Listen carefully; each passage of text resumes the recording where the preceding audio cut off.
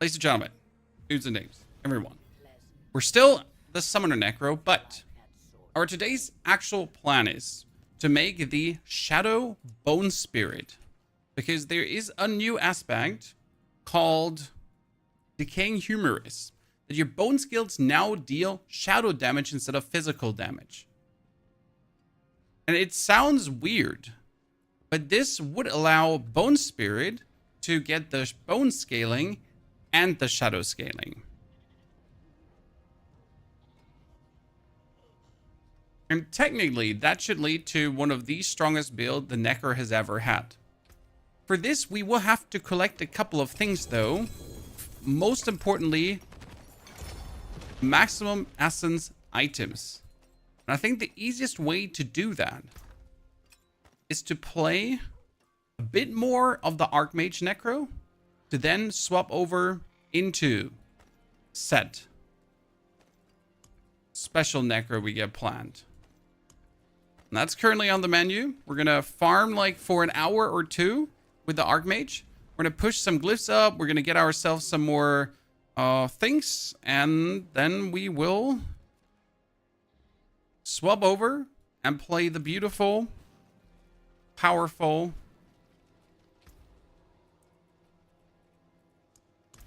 Shadow Bone Spirit. For this, we also get to do Horadric Strongholds, Strong Rooms, because I'm missing an Arcana, an Unstoppable Arcana. Zippy, Mine Augus, Archlegion, good to see you, lads. Hope you're doing very well. It's gonna be an interesting day, for sure. I also changed something about this build, and I've done 9 billion damage. So we've increased the DPS by adding the Army of the Dead aspect. So now I can trigger that one for incredible damage boosts. Makes me very happy.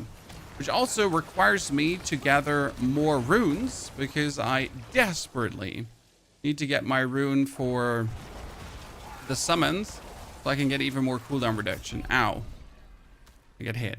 So I can get my rune for more cooldown reduction. I'm very happy with like how much damage this bonus added to the build, but so far my cooldown is not cooldowning enough to reliably use the aspect. Still, I wanted more. Daniel, good to see you there. How you doing?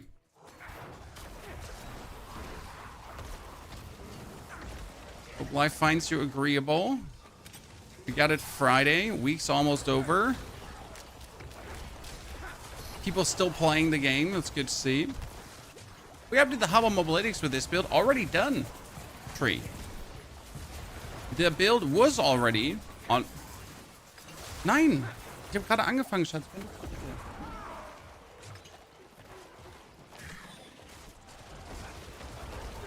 So, where was this stuck?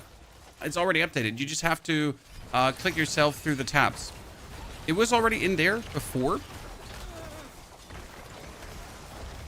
But now it's in there with the new findings that we are playing Army of the Dead, that we are tempering Skeletal Mage damage, because you want to calculate your Skeletal Mage damage bonus as high as possible. I kind of hope that I can get some better tempers done today, because my tempers are okay-ish, right? But I could get at least now another 2,000 damage with better tempers. How do you farm Living Steel, Dominic? You just do the Helltide. Open up the Chest of Mysteries, the big chest, and that's pretty much it. And I have 54 Living Steel, and I think I already opened another 200 Living Steel. That was really fast. Carlson, Daniel, good to see you there. Is the season fun? The builds that this season allows you to do are plenty fun, to be honest. The powers are not so sophisticated as the boss powers, but overall the actual gameplay loop with the Horadric Strongholds, Strong Rooms, the Equipment Delve, Astaroth, that kind of stuff, it's cool. Especially since you don't, for Astaroth, actually need to get yourself layer boss materials or something. You just need to do more Strong Rooms to get more Nightmare Dungeon Escalation Sigils, and then you can do more Astaroth. Very, very convenient. You get more in higher torment, Dominic. More what? When higher torment has generally a higher density of loot. So you're getting more ancestrals, you're getting more opticide, you get more materials. So torment 4 is the tier that you want to land up in. Why are the minions so big? Well, they have an Horadric jewel called the Reverie Horn. It gives me another 50% multiplicative more damage if I then kill an enemy. And since you're continuously killing enemies, you're continuously having 50% multiplicative more damage. It's a very cool jewel, considering that it's a jewel, right? Also, these Horadric jewels, by the way, as far as I understand, they are also staying for after the season. Because the strong rooms themselves are staying, which I would find very good, because the jewels definitely allow us to be a bit more experimental with things, right? To add some cool stuff to it. So I would really like to see them stay for any builds. Should you go to Torment 2 if you have all Ancestral Legendary gear? You should go to Torment 2 if you at least deal 1 million damage. So if you can deal 1 million damage, then you should definitely straight up jump in, because then you can also kill Torment 2 lair bosses. If you don't do 1 million damage, Torment 2 lair bosses are going to be hard. Generally speaking, just try to do the pit tier for it. And that's always the easiest to find out if you're ready. If you can't do the pit, you're good to go. Oh, that's an axe with 4 greater affixes. That is probably the most useless thing in existence.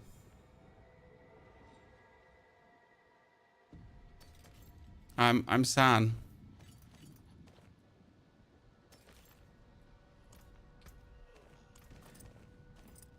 It's probably the most useless thing I've ever found.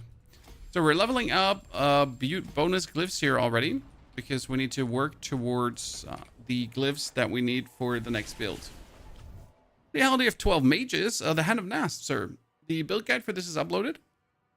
We have the full video up from this morning. You don't have any ancestral gear, but you can clear Torment 2 pit. Yeah, that you can, sir. You don't need ancestral gear for Torment 2. It just gets easier with ancestral gear. Okay, I need to gamble focuses and hopefully get one with max resource.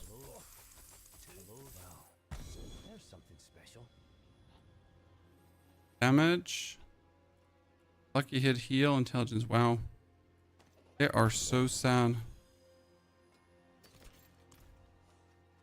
Bunch of sad loser focuses. Like seriously, what's that?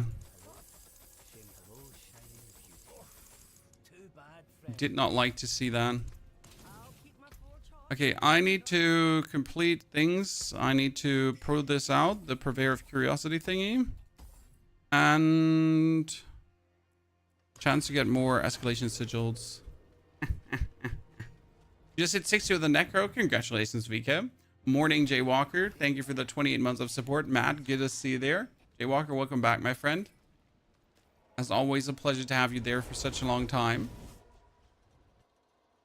We're gathering everything, guys, to make that Shadow Bone Spirit build. Have you been playing since update straight? No. I have been playing in total. Well, that 19 hours is actually not accurate because I'm AFK. I've been playing actually for, I think, 12 hours now. The other 7 hours is standing AFK and doing stuff for guides. So no, I have not been awake. I have not been like no sleep gang because I like to sleep, you know. I don't want to. I don't want to go too crazy. I needed to do wisdom, gemmers, or strong rooms. I need to do strong rooms.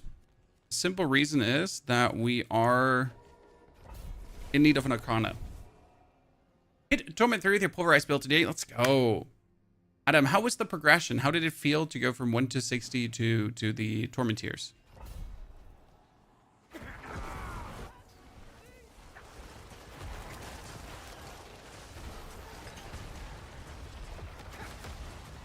You don't kill anything, chat. Just keep zooming through. Try one of the more annoying. Oh, perfect. I need to do this. This is gold. Why is this gold? Well, I mean, I need to do these events for the seasonal goal here. Complete events and master them also. So we need to always get the waves done for the mastery. That shouldn't be a problem because everything is a joke here. You sleep maybe 3 hours a light? Ah, no. Can't do that. If I don't sleep my 7 hours, I'm like, I'm not good company. Need sleep to function. Need sleep to make good content. No sleep, no good content. Let's see, how much experience was a strong room again? We're at 300 up the side. Not much. But a strong room gives like so much up the side.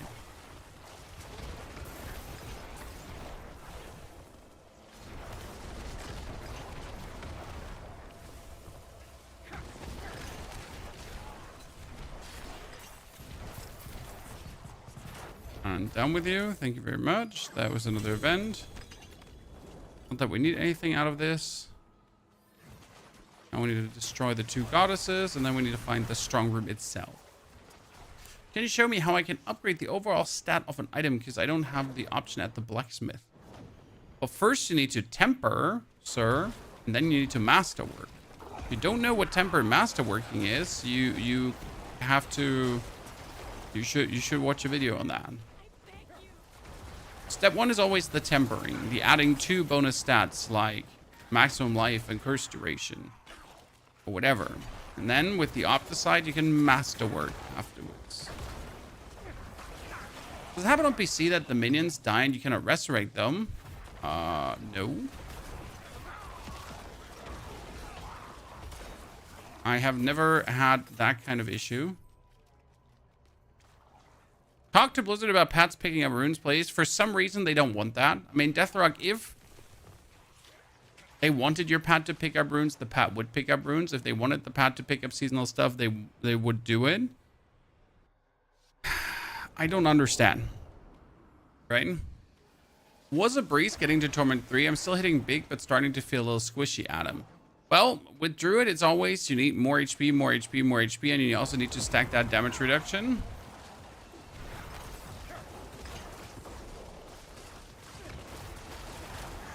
A Banished Lord's Talisman? Oh, that's actually looking pretty good. Is everything new in this game paid DLC? No, Season 9 has tons of stuff that are not from the DLC, but there's always parts of the update that are DLC only. For example, if we're getting new runes, DLC only. If we're getting new Spiritborn stuff, DLC only. If they're improving the Undercity, DLC only. So is everything DLC only? No, but there is some stuff that is.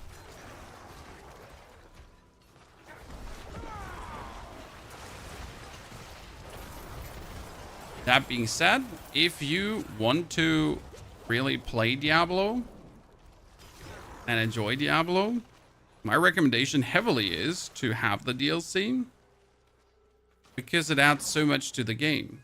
I mean, you're literally missing out on tributes in the Undercity. And the tributes in the Undercity is the freest loot ever.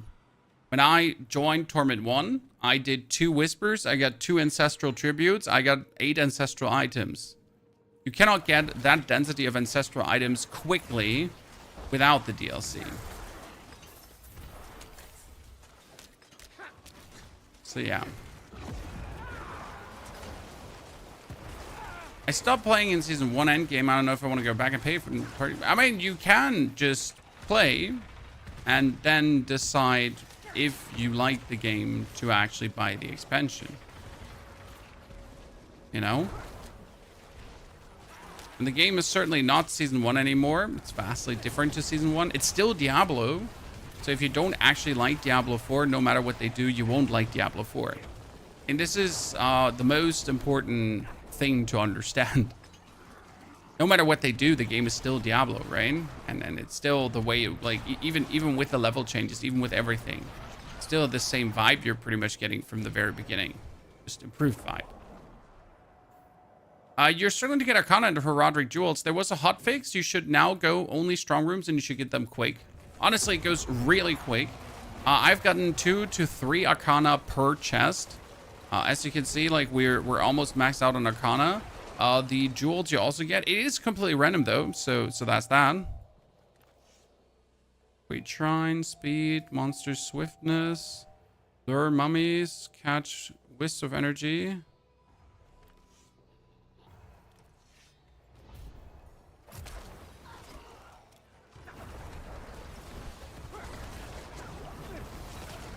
Okay.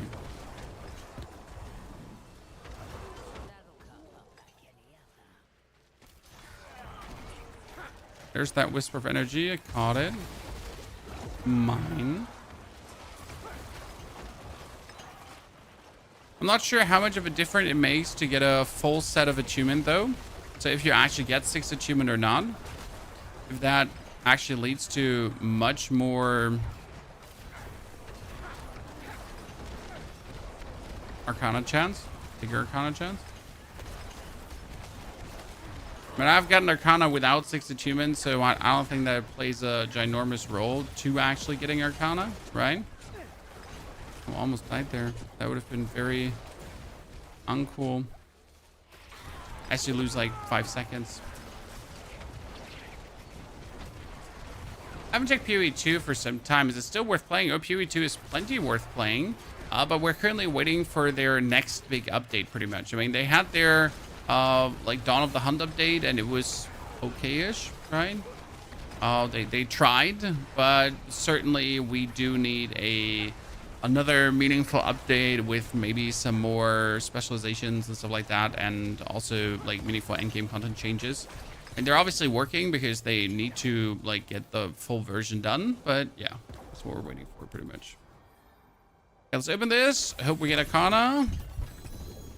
So that is here, Liminal Echo. That is an escalation sigil. And then we sadly didn't get an Arcana. It's a bit unlucky because I'm only here for the Arcana. Liminal Echo doesn't hurt to get.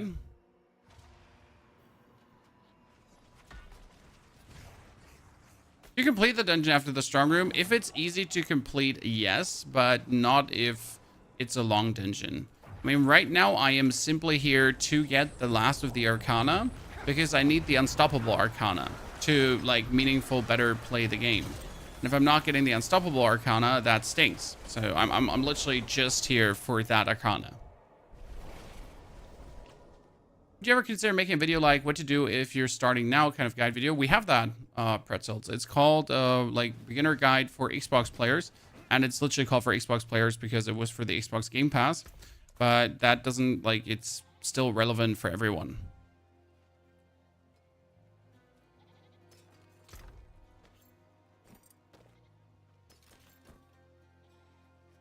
Oh, that's a lot of movement speed.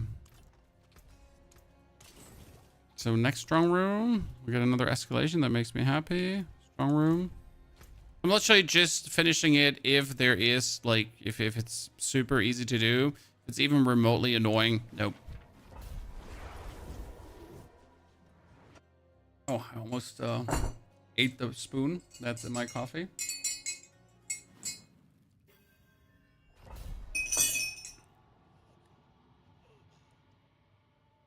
Better. I've been watching your stuff since COD. It's been a while, sir. Wibble Wobble still exists in other games as well. You think they finished Lilith first phase bug? Rio, which Lilith first phase bug? I killed her in Torment 1 and I didn't notice anything. So enlighten me. Because I'm not aware there is even a first phase bug. You have me at a disadvantage, sir. Caught me with my pants down. Well, yes, do tell. Hope you're well. I am very well, sir. Thank you for asking. Wish I slept a bit more, but can't always have that. We get the weekend coming. Our garden is finally done, ladies and gentlemen, and the project didn't explode in cost. So yeah, yay. If you remember, we had a garden project like 2 years ago, which surprisingly, like the builders made some things and didn't inform us, and then suddenly the cost exploded, and it was disastrous, so to say, financially. This time that didn't happen, yay. We're finally gonna have like a soccer field for the children. We can plant some veggies, that stuff. You can also move with WASD. Yes, you can move with WASD if you so wish to. I don't like the WASD move. It actually hurts my wrist more than just clicking with my mouse. I find it actually really relaxing in RPGs. Also the reason why I like to play them, to just walk around with your mouse and like do it like a point and click adventure. Link for your build, !MOBA, sir, and the whole YouTube video to it is also uploaded.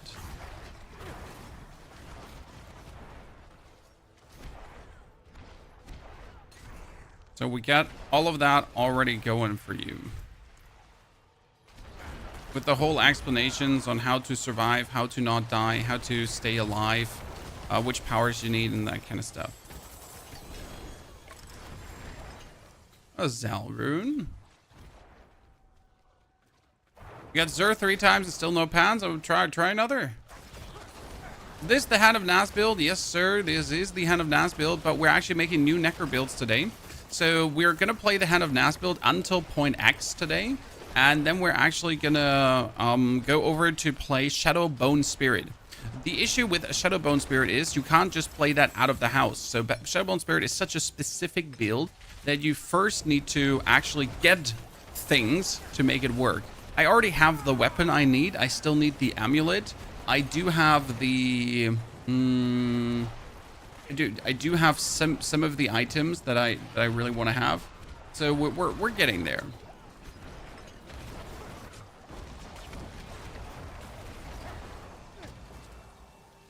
Why do you keep playing? I'm around 8 hours into the season, level 49, and I gave up so hard. Well, 8 hours into the season, I was already Torment 4. So, I level efficient. I go through the Torment tiers efficient. That's how I do.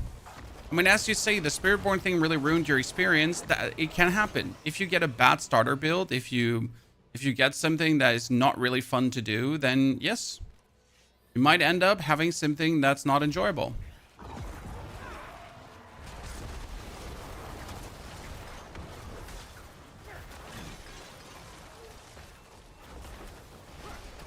At the same time, around the very first time I tried out Spiritborn, it's like I wasn't mad at Spiritborn, but also like it was just an okay experience.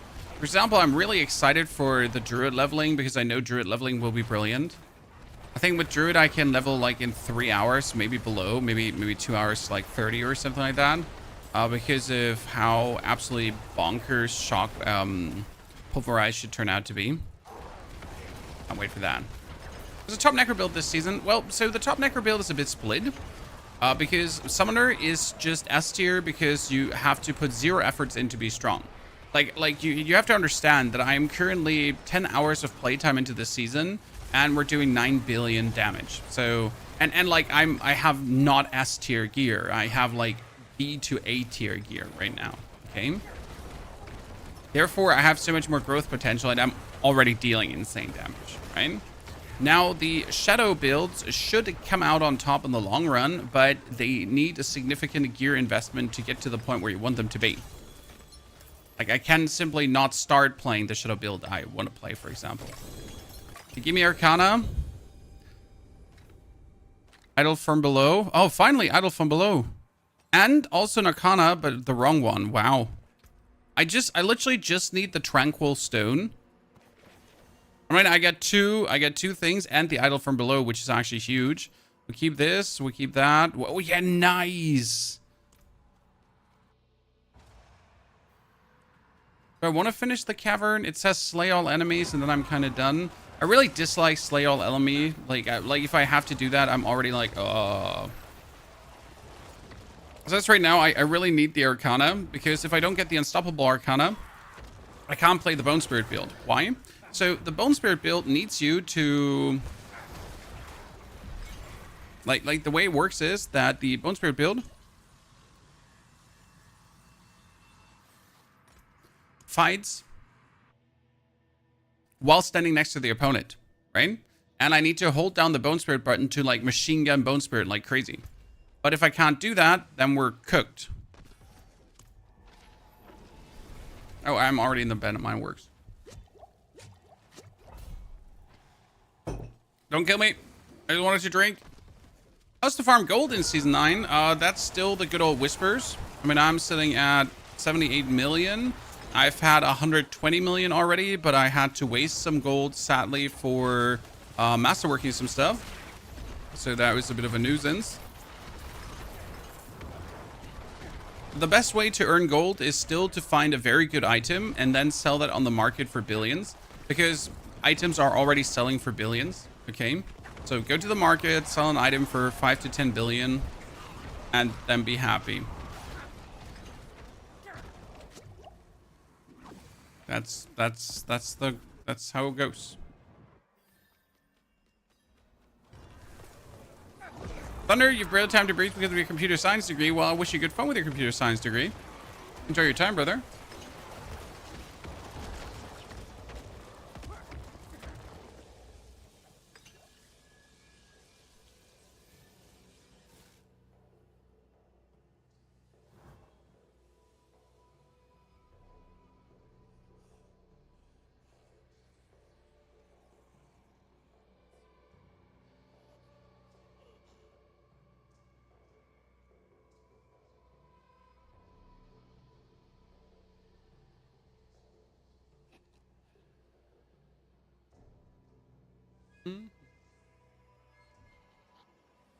Double check.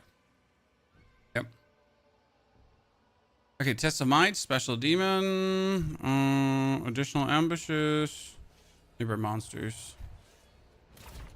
Managed to deal 5 billion with mages. That's already good, sir. I swapped in the aspect of Unyielding Commander, and since then my damage has gone up to 9 billion. If I now had a better commander role and like use service and sacrifice maxed, I think we'd be sitting at the 10 billion and beyond.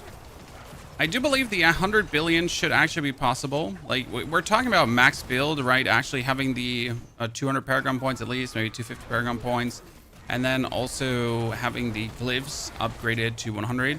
I do believe 100 billion on the mages should be a thing. Still going to be like a stretch to get there, but it'd be good.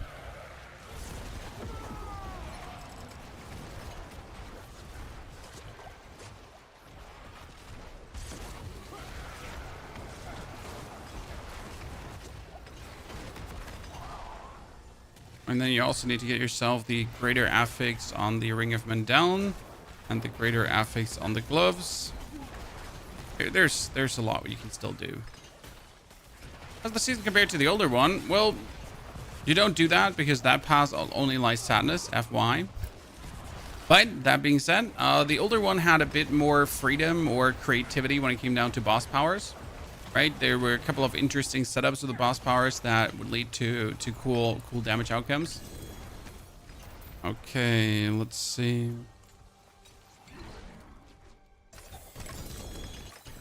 Blue Arcana.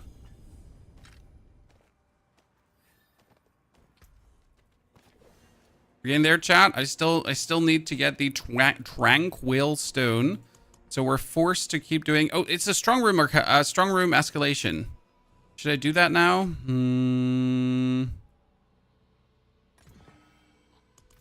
Next one.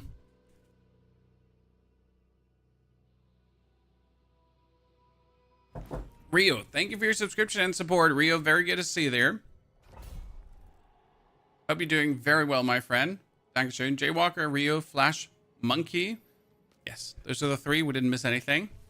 Is the Vessel of Hatred campaign still the fastest to level to 60? Nope. It was literally only the fastest during one test server, and that's it, sir.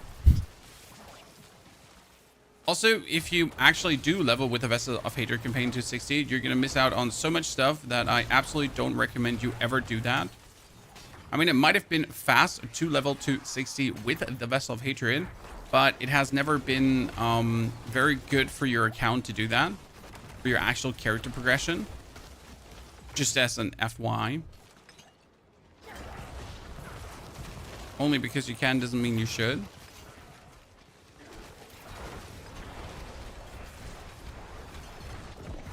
We're just here for the strong rooms. We don't care for anyone else. More life. Nice drink bottle. That's our good old Hearthstone mug from back in the day. Blizzard Super Anniversary package. I don't think you can get that anymore. I mean, you can obviously get replicas, but not the original ones. Oh, Roderick Porto. So I should do sigils instead. Well, we have a full guide for you up, Squid, that kind of explains it step by step by step. You should be doing the seasonal quest line to get yourself the power, at least disintegrate. Then you can do some strong rooms to actually level up the power on top of leveling up the power. You're going to be doing all the whispers available. Definitely don't do Nightmare Dungeon escalation because that would be a waste of your Nightmare Dungeon escalation sigils. Then look to also continue doing your seasonal journey, because the seasonal journey gives you a good unique for a specific build for your class. And for that you'll need Arcana. And for the Arcana you need to do strong rooms, and the strong rooms have a high enemy density. Then you should not forget with level 35 to do strongholds, because strongholds are obviously OP. So yeah, kind of that. We have a build to use after getting past 60. Yes, the actual build that we have posted under Necromancer 1 to 60 has also 100 Paragon points in there to show you the progression up to Torment 2. Because that's what we did. We get our Necro 260, and then up to Torment 2 we played the Golem Blast Necro with Army of the Dead later on and Unyielding Commander, and absolutely ate everything. Then in Torment 2 we finally get the Hand of Naz, and we could swap over to the Hand of Naz build. What's the best class for fast leveling and then brainless and fast farming? Necro. I mean, I can pretty much be AFK in a Infernal Horde. When I say AFK, like I literally mean AFK. Not just ha ha ha AFK, no, actual AFK. Okay, that was not a single Arcana. But I get another escalation sigil, so that's good.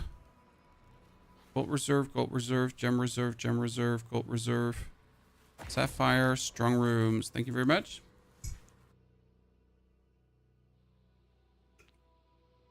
Mages without Hand of Naz still carries to Torment 2. Oh, they're like, Mages is always good. Minions are always good. It's just that when you have the opportunity to still play your Golem, you should play the Golem. He's fun.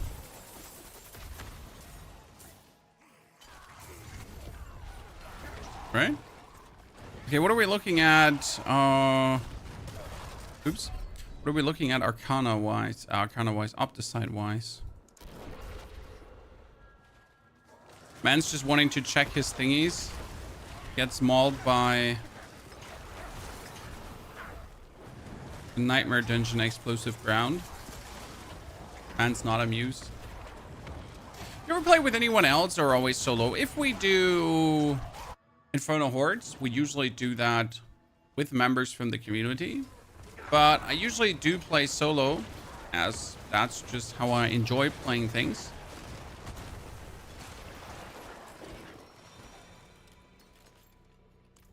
It's sad that Corpse Guilds doesn't do anything. Approaching pillars will grant swiftness, tethering. I wish there was like some cooler choices here. I always feel like Blizzard has a lacks making like inspired fun like you know, modifiers. The same kind of happens with the Infernal Hordes. I really hope they do it better with the Infernal Hordes, because right now it's kind of like you always take the same, right? You never like actually experiment. There's like 3 or 4 which are good, and even if you would take like 3 random ones, it wouldn't matter. Almost like these choices don't actually matter, right? They don't have a meaningful impact on what we're doing. Like I usually take the ones that give me a little bit more achievement, that we're just getting the achievement faster, that we get the strong room done faster, that we spend less time in the strong room. It's kind of like how it works, right? But I was hoping for like some cool meaningful choices.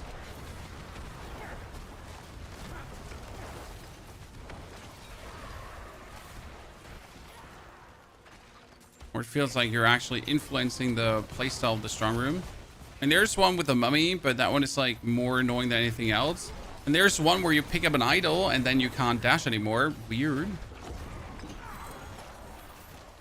Come on, give me what I'm looking for.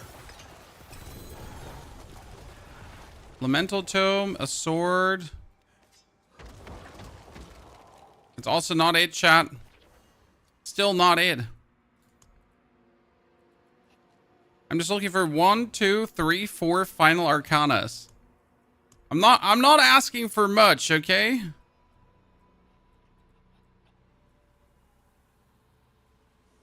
Damn, none of these is what I'm looking for. At least we're stacking on escalation sigils, right? How do you get the aspect of Dominion? Well, you're gonna be lucky that you find an item that has the aspect of Dominion on it. Preferable roll for utility aspects. Oh, I just want to teleport out. Just let me teleport out.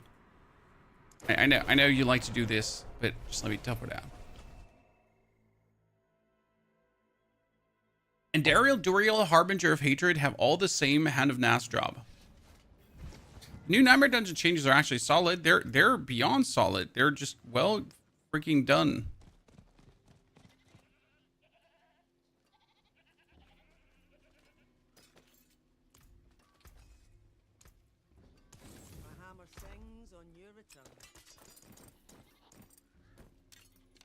They're outdone themselves. Need to.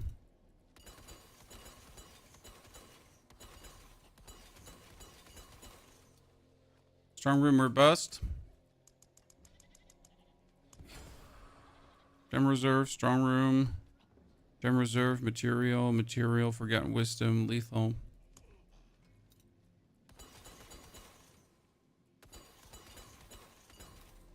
I have like no interest in doing anything else right now. Strong room, wisdom, shrine, strong room. Oh, I see multiple strong rooms.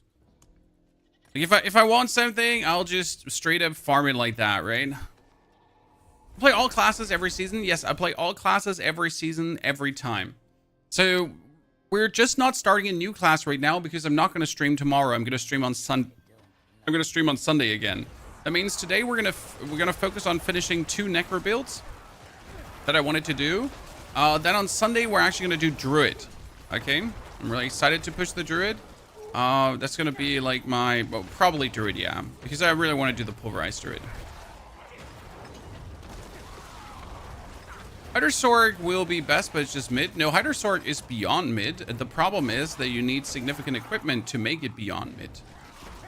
So Hydra Sorg does not have the same progression as some other builds, right? So for my skeletons, I literally just play minions and put in 0 efforts, right? I get a Hand of Nas, even the lowest rolled Hand of Nas, even the worst Hand of Nas with everything low, even if it's at 50% instead of 100%, even that Hand of Nas is already plenty strong, right? I don't actually have to get like a better version.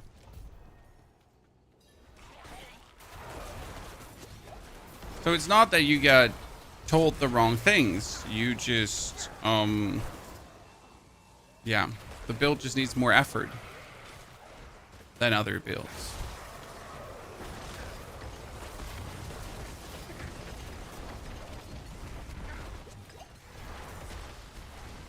That's the difference, I reckon.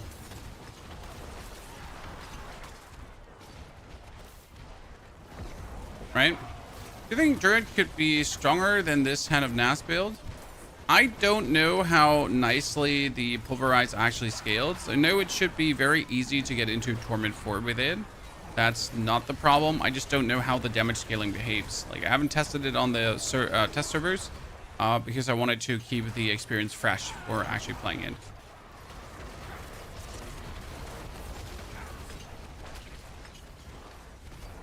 Well, this was a quick round here.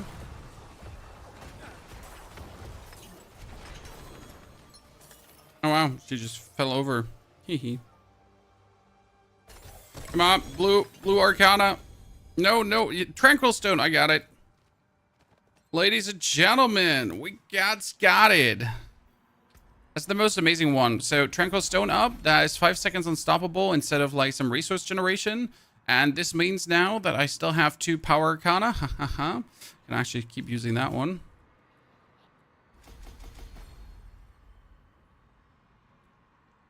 Not the power arcana. I needed the effective ooze.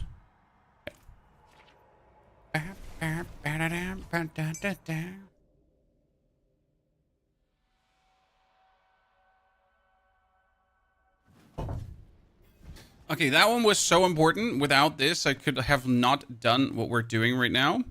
I'd say we can also try to temper rings already. Let me see. I need an amulet first. Amulet. Intelligence. What do I want? No, I don't need an amulet. I need rings. Made a list for my old bone spirit. We want crit chance, yeah. Something around that line. Too complicated. You want attack speed.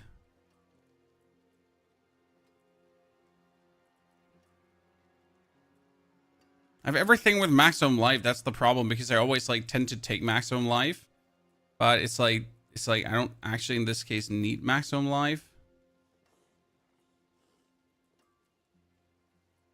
Oh, this is going to be hard to get what I'm looking for. We're going to take a ring that has...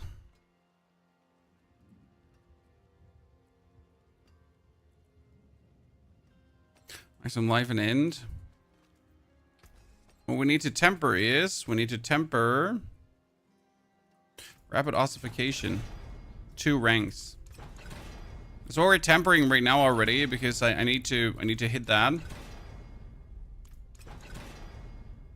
Wow. Wow, okay. See? That ring already ruined. I mean, it has ultimate cooldown, so it doesn't hurt to have, but holy moly. It was just sad. Let's put the ring into the box of shame.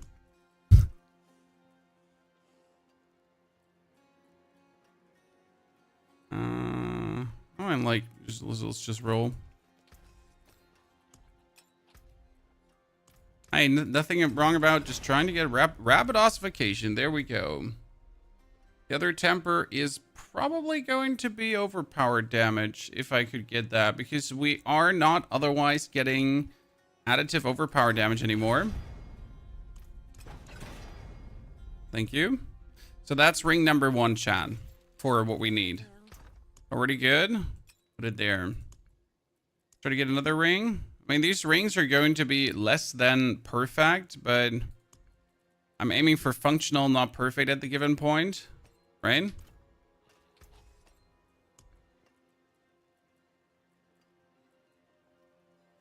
Oh, you are already out of tempers, actually. I remember.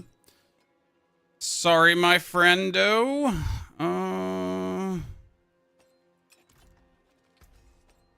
It was a sad ring. Okay, rapid ossification. Rapid ossification. Rapid ossification. I don't want no rapid ossification. Yeah, ultimate cooldown reduction.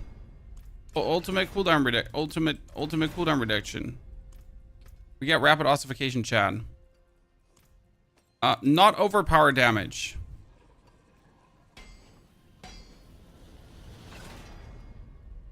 I'll take that. You know, like this gonna do for now. These are the 2 ones. Then we need a helmet with maximum resource, and I think I actually had a helmet. Helmet with maximum resource. Sorry. Because for some reason I was like, it could turn out to be good, you know? Essence per second, lucky hit chance. Essence per... Here, this one had maximum resource, but the rest of the things was actually shitty. That's a bit unlucky.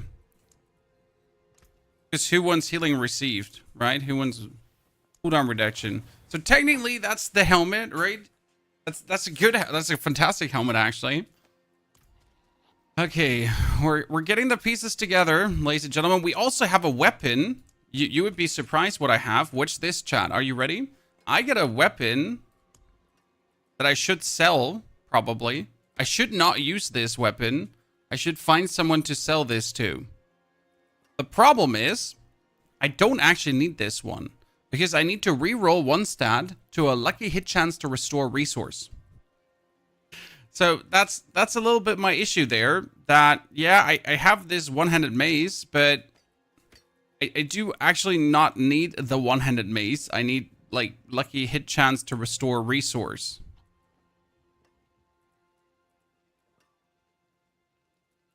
I sadly don't have core skill gloves. That's a big problem. Critical. Do I have gloves with critical?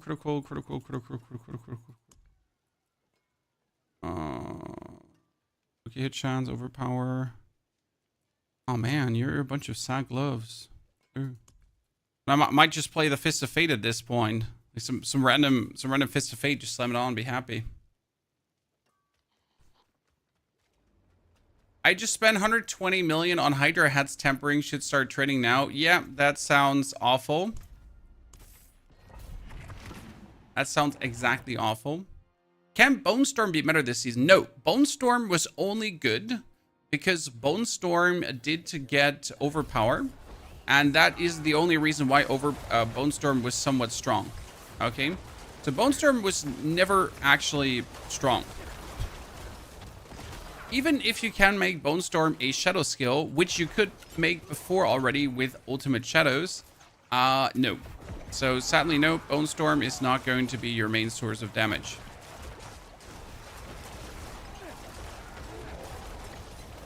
Which is kind of sad because I like when ultimates can be your main source of damage. I mean, sadly, Blizzard doesn't agree, right? So it was like, oh, ultimates being main source of damage? No, we can't have that. Like, they're called ultimates for a reason. Because they're ultimately useless. Overpower damage is trash right now. That's not completely true. Overpower damage is still a good free multiplier. That works with crit, that works with vulnerable and everything together. Now, it's obviously weaker than it has ever been before, but it's also the new reality of overpower. So the question is not, is overpower trash? The question is, how much can we still harness overpower to be useful? We're going to update the build. The build is already updated, sir. We got the whole video out for you that explains everything about Summoner Necro, how it works, what it does, how to play it, how to use the Arcana to keep yourself alive. Is there. The advantage of overpower is now that you're not forced to stack life. Because that was a little bit the thing with overpower, so you had to stack maximum life. You had to ignore every other scaling, right? Now, you can actually add bonus scaling on top. I mean, you never actually added overpower damage on your gear, right? You never choose to have an item have overpower damage. Because it was always better to just simply have more life. But now, since more life is not an option anymore.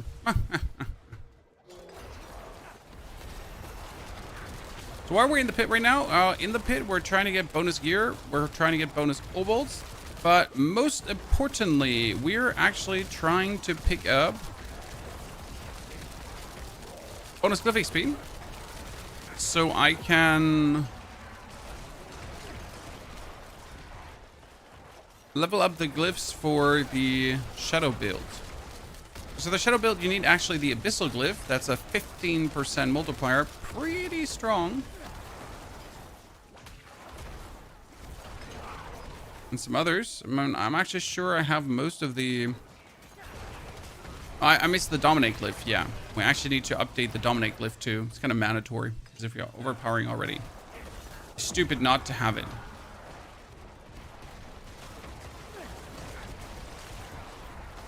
The biggest issue will be getting that 275 resource again. Lasai. I think we can handle. If any Ubers drop, I have 2 Ubers drop. One is Endariel's Visage, big sign. The other one is the Melted Heart of Selig, super big sign. Okay, actual sadness.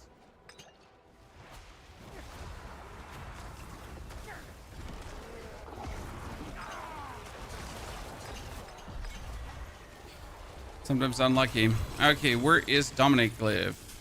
Here we go. +4, +4, +3, +3, +3. One dungeon up to level 18. It's pretty good, right? Hallo? Hat alles geklappt? Ach, doch schon installiert auch. Ja. Ja, das war ja klar. Das müssen wir aber dann, das ist ja kein Problem, das zu besorgen.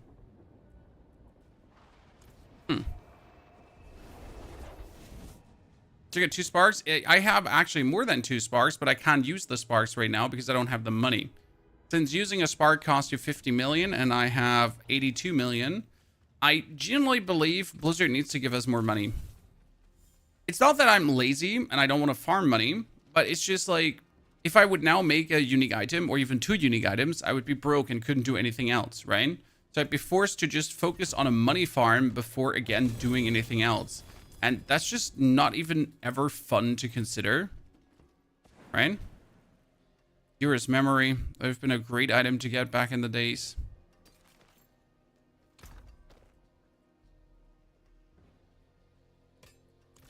But right now, that's just like...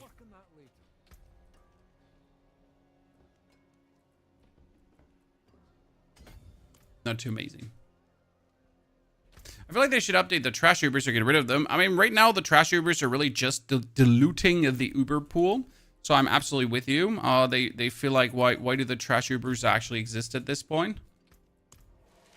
I haven't tuned in a while. I haven't touched C4 in a bit. Since when did they allow you to have 12 mages? Is that new? Yes, my friend. That is the new skeletal mage build, the Hand of Nas Necromancer. It's the first transformative minion item that actually has you sacrifice minions to get more out of it. So we sacrifice our golem, we sacrifice our warriors to have more mages, and mages are meaningful OPOP. Now, there is also another thing about golem where you actually sacrifice your mages and your warriors to boost your golem. Sadly, there's a few bugs with that because the hulking monstrosity is giving you 70% more damage if you sacrifice bows. And with the bonus to sacrifice bonuses, you should be able to boost that even further, but that sadly does not work as of now correctly. So that's a little bit sad.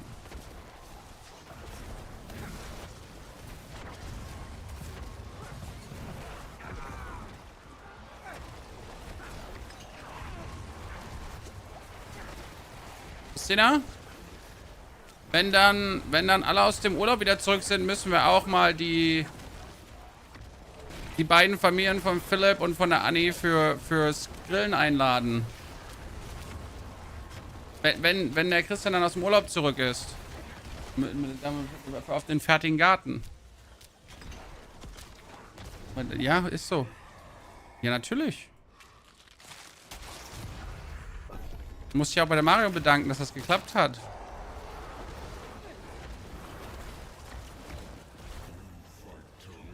So yeah, those are some new things. We actually uploaded the guide this morning, in case you missed it. Here. Oh no, sorry, that's the wrong one. Sorry, wrong picture. I don't want to die again. Give me a second. Need to make sure to not die. What was it? Ah, that was the Summoner Necro. Here, Summoner Necro. It was there. Very strong.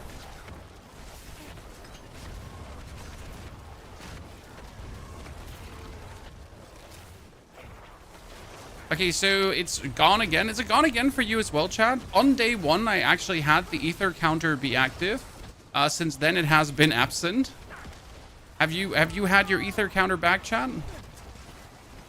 By the way, being unstoppable is so beautiful. Right now, I have my disintegrate beam, right? And I'm permanently just unstoppable. It's just lovely. I can run around. Nothing can fear me. Nothing can... Like, I can get frozen. I can't get frozen. I can't get slowed. I can get damaged by the things, but they can't kill me.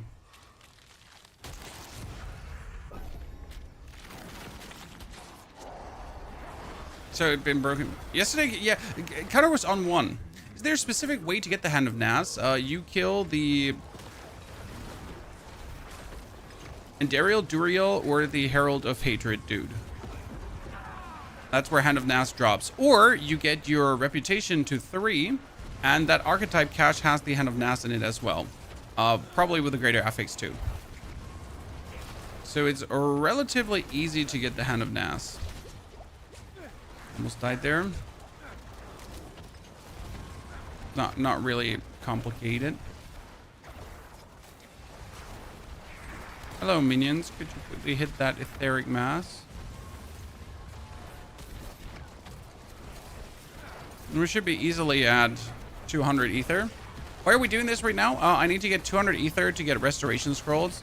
It's like literally the only reason to actually do Infernal Hordes at this point. Like usually I would do Infernal Hordes for Upside farm, but I'm not doing that anymore. I need as many like temper reset scrolls as possible.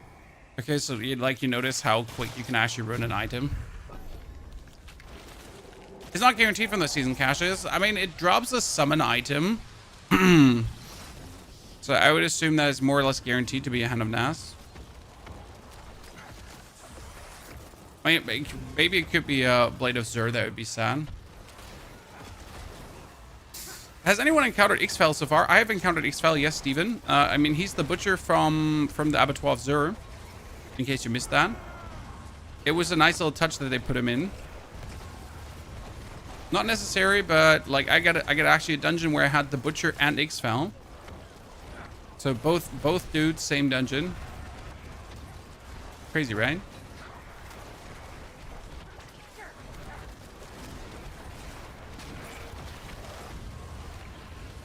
So yeah, it can happen. Your experience was not unique, sir. Well, I was pleasantly surprised though, because I always I've almost forgotten that Ixfels exist. I needed to remember where he was actually from, because I thought he was from the Horadric Vaults first, and I was like, no, he's actually from but no, he's actually from right? And then I finally remembered, dude, it was Abattoir of Zur, and you were actually so annoyed when he showed up. Because if you went into the Abattoir of Zur, like in a higher level Abattoir of Zur, the dude had so much HP, it was actually not even funny anymore, right? You were like trying to kill him. I was like, nope, you know what? Nope. We'll just run away from him for that, like until we have the dungeon done, because it makes no sense to actually fight Mr. Ixfel. The Burning Butcher not dropping an item was a bug on day 1. I think they already resolved that bug. So that was literally like in the first 2 days, like weirdness, and that get instantly hot fixed.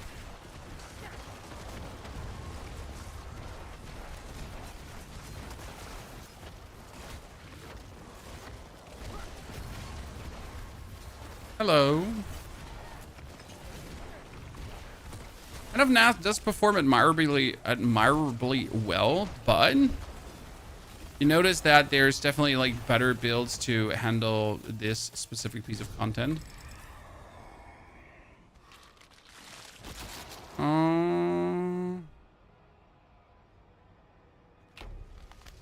2 more points. Should probably like push for resistance to all elements, but then again, we're just trying to get as much dexterity as possible. Like that boss in the Season of the Construct, the one that was like the Butcher but teleported. I don't remember.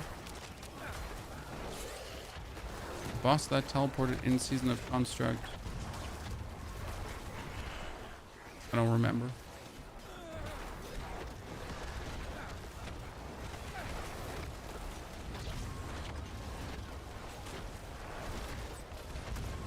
He says the first boss in the campaign. Yeah, but he was also an Abattoir of Zur as like a butcher scare antics kind of dude.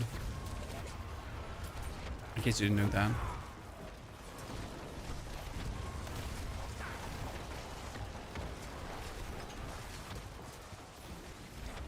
Dude, Hydra Sorg gets so bored of the playside that it's quit at level 32.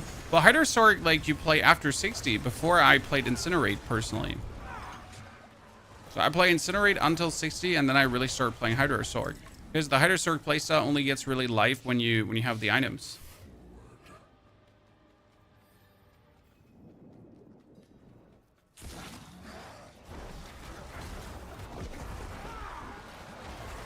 Pummel them. See like how fast they die? Gunzo, Garbanzo. So how much ether do I now actually have? Who knows, Chad? I don't know. A ring with 2 greater affixes. Don't mind if I do. When I'm only here for my scroll of restoration anyways. And we should probably try to get a good shard of Varathiel. No, this is Mortar Crew. And the item makes no sense because who placed the Mortar Crew, right? Ladies and gentlemen. When consuming a corpse, there is a chance to create a decaying skeletal simulacrum that seeks enemies but cannot attack. When it dies, it explodes for 2,100 shadow damage. Who placed that? Oh yeah, no one. No one placed that.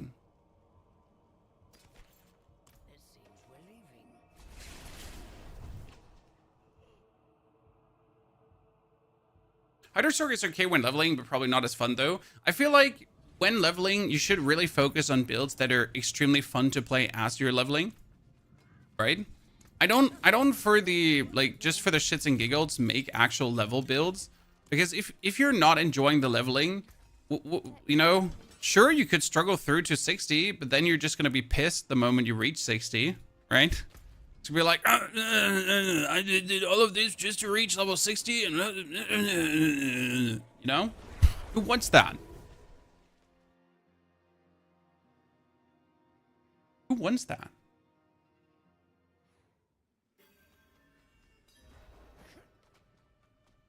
Okay.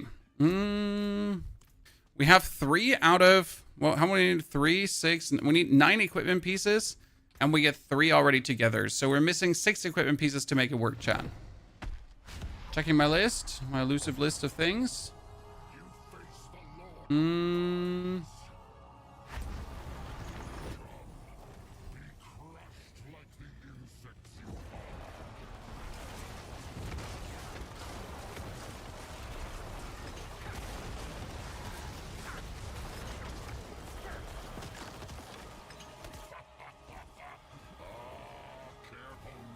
Careful now. Yeah, careful now when I trigger Army of the Dead and you just die. Yep.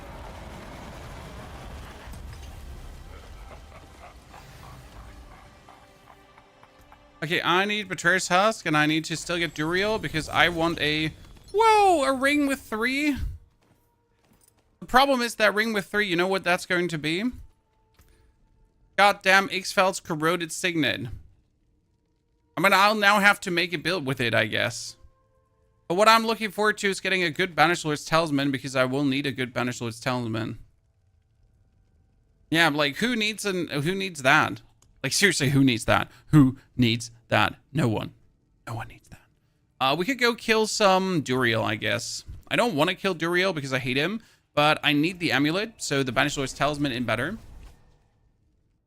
Maybe sell it on the market. Yeah, the problem is that no one plays Ixfelds. Even the actual shadow builds don't play Ixfelds, right?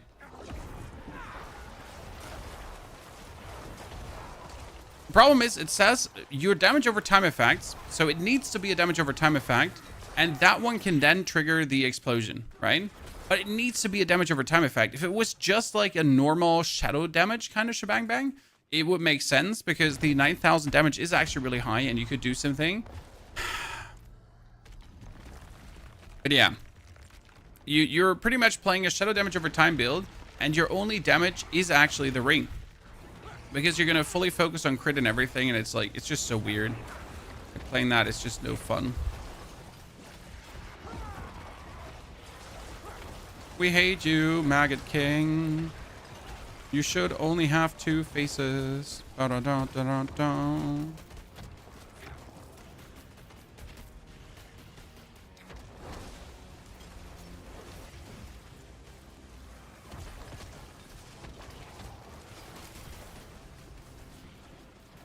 My mages are like attacking everyone and nothing at the same time.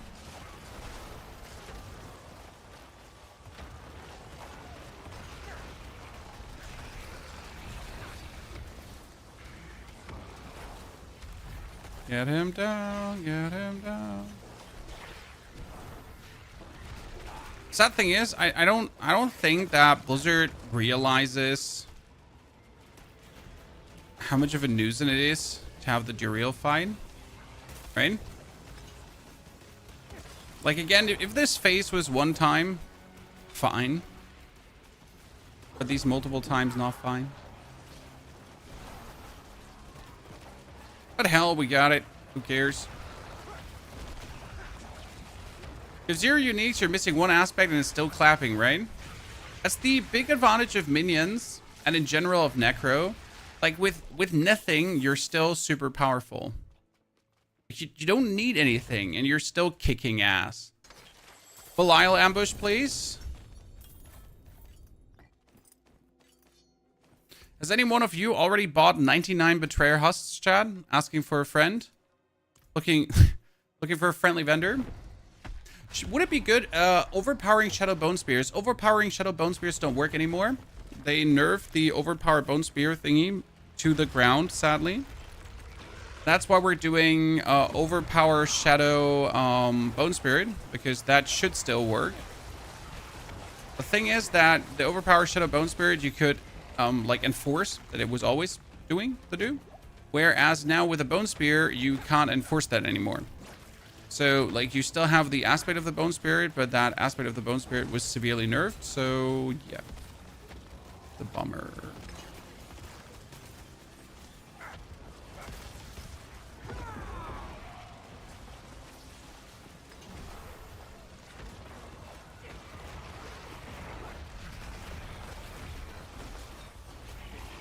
Kill him. Kill him. Next phase. I can give you some husks. No, I don't want to steal your husks, my friend.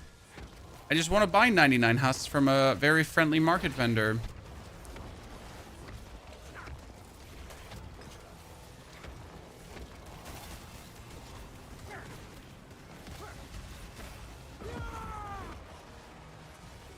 You know? So go on the market, trade something. Gotta wait for Neil to trade something meaningful again. Is the infusion that makes Disintegrate 100% stronger worth it? I played it for a while, and it is actually worth it if you have it from the very beginning on. So, like, if you just join into the game and you have that infusion, like, you have the Horadric jewel on a brand new character, worth it. But actually, later on, you're not doing enough damage to, like, get it. I have 99 husks, you can buy it for me. Oh, I can't buy them yet, my friend. I only have 100 million gold. I'm poor. You know, only 100 million. I'm poor. I need to first be lucky enough to drop some meaningful item and then sell that to someone. I'm hoping to get some good Hand of Nazis because they should sell for like $1 billion each. If I get a quad greater affix Hand of Nas, I'll just sell that for 50 billion to someone and be done with it. That's my get rich quick scheme.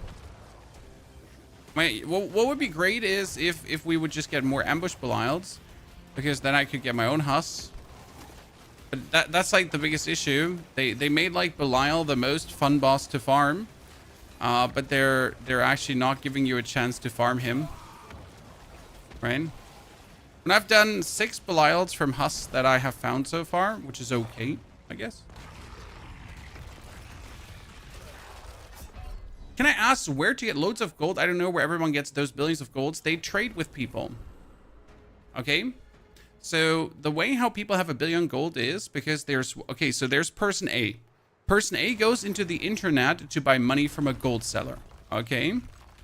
Then person A that bought money from a gold seller buys an item from someone for inflated amounts of gold. And that person that has inflated amounts of gold will buy items from other people that are also wanting to have inflated amounts of gold. And therefore, we have like suddenly 10 billion gold in the economy. Okay, kind of like how it works. Oh, and then due to the inflated amounts of golds in the economy, people start buying more gold from gold sellers to then bring more gold into the economy. And you, as the average player who doesn't actually care about like super min maxing stuff, you will just at some point loot a very good item. Then on the market, you trade it to someone. And suddenly you're the one that has billions of gold. That's how it goes. Is that crap? Yes, it's crap. Is that it? Yes, that's it.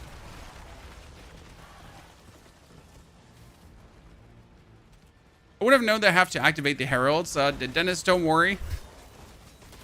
That's a common mistake. No, that's why you often make videos, because they're easy to make common mistakes. So don't feel bad. If something is covered in a video, it's usually because it's very easy to make said mistakes. Okay, we're waiting for Uriel to appear. Oh shit. I thought his friend was already dead and almost died there to it not being dead.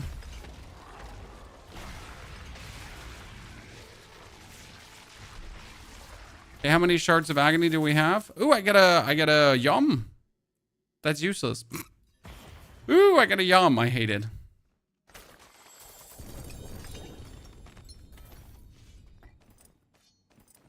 Okay, we're not getting the amulet I'm looking for. Sadness. Another gaming rookie. Thank you for the 3 months of support, Mr. Rookie. Appreciation. Hope you're doing well. Okay, let's see. We got multiple Banished Lord's talismans.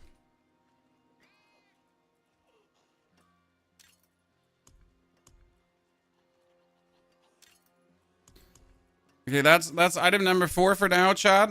1, 2, 3, 4. We're going places, slow and steady. Next up, we need a chest with macabre skills. Don't have a chest with macabre skills, right? We have a chest with like essence per second, because essence per second would also be good. Also, not a chest with essence per second. So neither macabre skills nor essence per second. Lisai. It'll have to do. Actually, we don't need armor.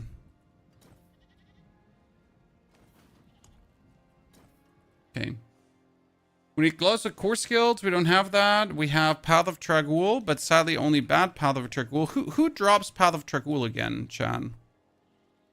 28. Bone skills 2. 29. 28. These Path of Trag'Oul, they can get trashed. Okay. Isn't it here our friend Grégoire Zilgavanic Saint who drops it?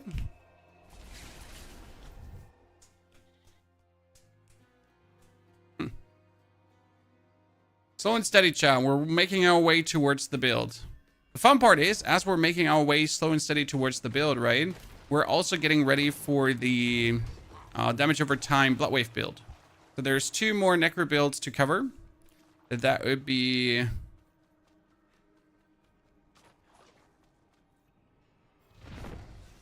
the Shadow Necro. Damage over time Necro.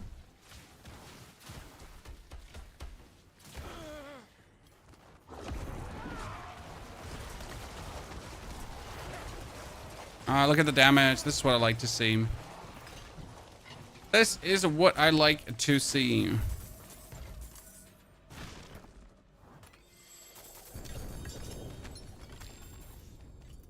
I feel like getting greater affix items, though, from non-Belial is still a scam, right? You might, but it's such a low chance. Anyone else the same vibes, chat? Why didn't I get staggered? Because I'm unstoppable.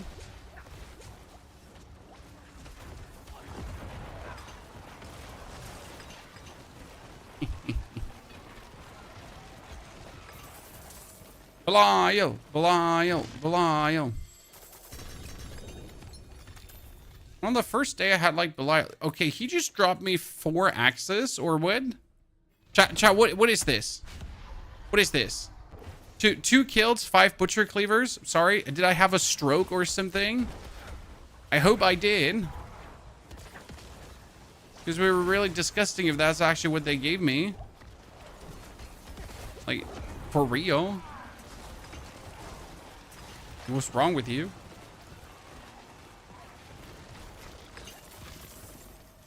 Waiting for my next 20 butcher's cleavers.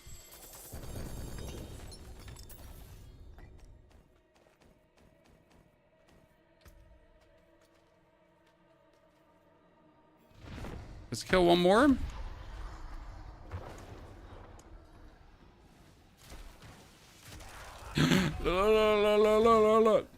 Sorry. Ophidian Iris, nice drop. Yeah, see, that Ophidian Iris you can probably sell for hard money.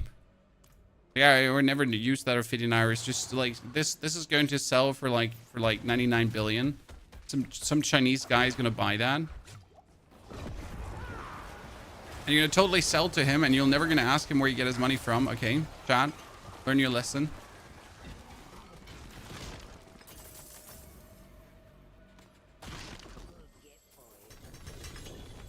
Wow, I get a greater affixed item. Hey chat, we get a greater affixed item. Guess what it is? The pain in my chest. It's real. Okay, we need to level up the Dominate glyph and the Abyssal glyph to full, and then I think we could transition over to the build. I mean, we would not have the gloves yet, but we should be able to do the damage. And if we can't do the damage, we'll just swap back and forth, right?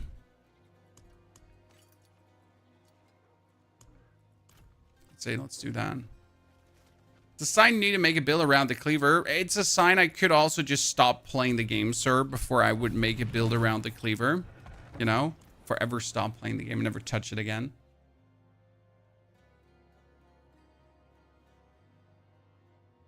Don't forget to mention that the gold sellers get the gold in illegal ways. It doesn't even matter how the gold sellers get their gold, my friend. It's just already like just against the TOS to buy the gold, right? The act of buying the gold is illegal. So technically, yes, by buying dupe material, you are being implicit on illegal activities. But yeah, you just want to have gold, right? I mean, we all know that you can't farm 1 billion gold. Sorry. We all know that farming 1 billion gold is just something like no. And you can't especially farm 20 billion gold. Not in the time that people have. I mean, the market prices are already up. Right? Yeah, market prices are already in the billions on day one, pretty much. I was able to see enemies marked on the map yellow dots. That's because you had Subo with you, Mr. Faye. Subo, the mercenary, he has the ability to show you the things. He needs to be your main merc for that, not your reinforcement merc. But then he gives you the cool map ability. For example, Variana gives you for killing things more movement speed. And Subo gives you that fancy map thingy. 9,000, yeah, 99 husk vendors are legit, obviously. I mean, the 99 husk vendor probably just like really fought a lot of bosses. And is very lucky that every single time Belial appears. Right? It'd be really illegal because Blizzard is not enforcing the law. It actually doesn't matter what Blizzard does or not, Kobaden. It is against the TOS, and therefore, if you, for example, buy gold from a gold seller website, if Blizzard wanted to, they could just ban their account. It's in their right, as you like said, yes, I want to be part of the TOS, right? I accept the TOS, and you do something against it. So if you actually buy gold, then you could never feasibly complain if you ever get banned. As that is just, like, you know, make yourself a target. I mean, will you ever get banned for buying gold? Most likely not. Like, I mean, it will just never happen. Would I buy gold myself? No.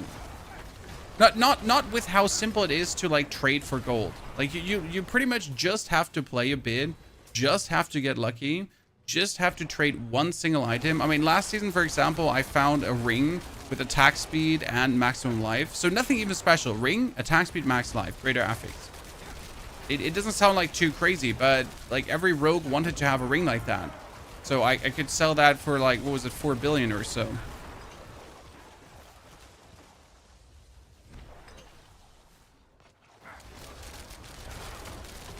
So it's not even that you have to do something.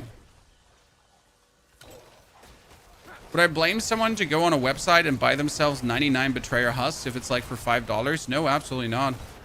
I mean, with how annoying it is to farm the other bosses and how much fun it is to farm Belial, if you go out there to buy yourself like 99 Betrayer husks for $5, I'm just gonna be like, okay, cool. You know? You're just trying to have fun there.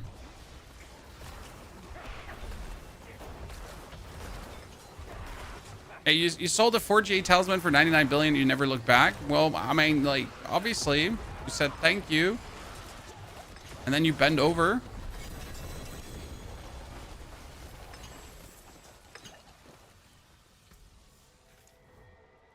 And we get Dominate, we get Corporal, we get Abyssal. Did I need one more? No, I had Dominate. I have Amplify, I have Eliminator. Yeah. So the only thing I need to do is level Abyssal up.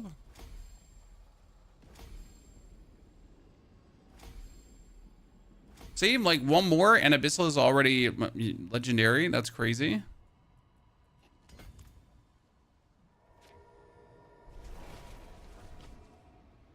It's not even $5. They almost give it for free. That reminded me, right? Doing nothing against scripts to not lose players. I don't even know what for scripts you would need for League of Legends.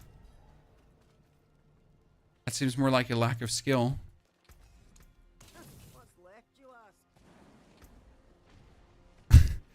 Sold the chest piece for 50 billion, realized gold cap, and then you gave it away for free. Ah, silly you, sir. Silly you.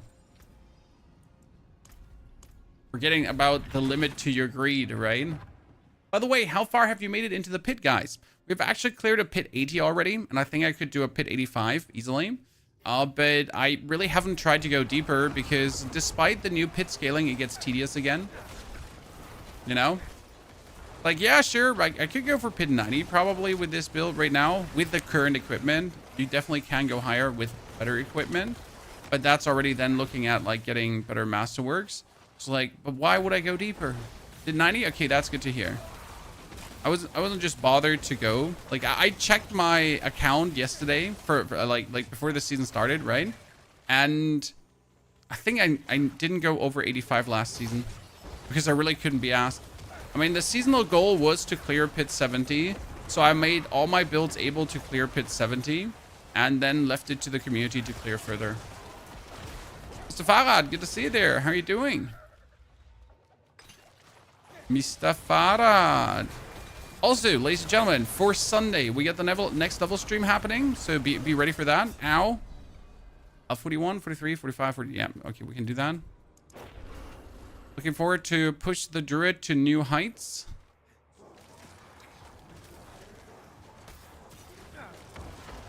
And a Hyder Sword, Career Toe Dragonborn. Career, do I have that correct?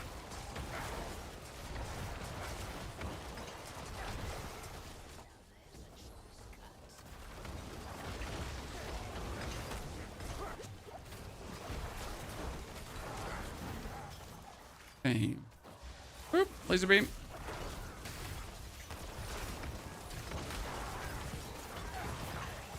Okay, we need to... I'm not sure if I want to level up the Dominate Glyph also with minions, or should we try to level up the Dominate Glyph with the build then, Chad? What do you say? So I kind of wanted to get the Amplify up to just have that one secured, but the Dominate Glyph itself, we could probably level up with the actual build then. Shadow Bone Spirit commencing.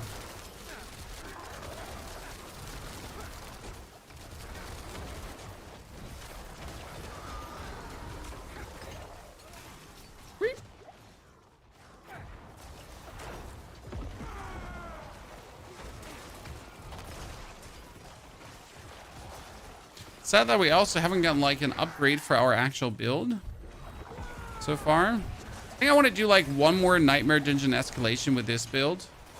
Could just bump that through, probably. Yeah.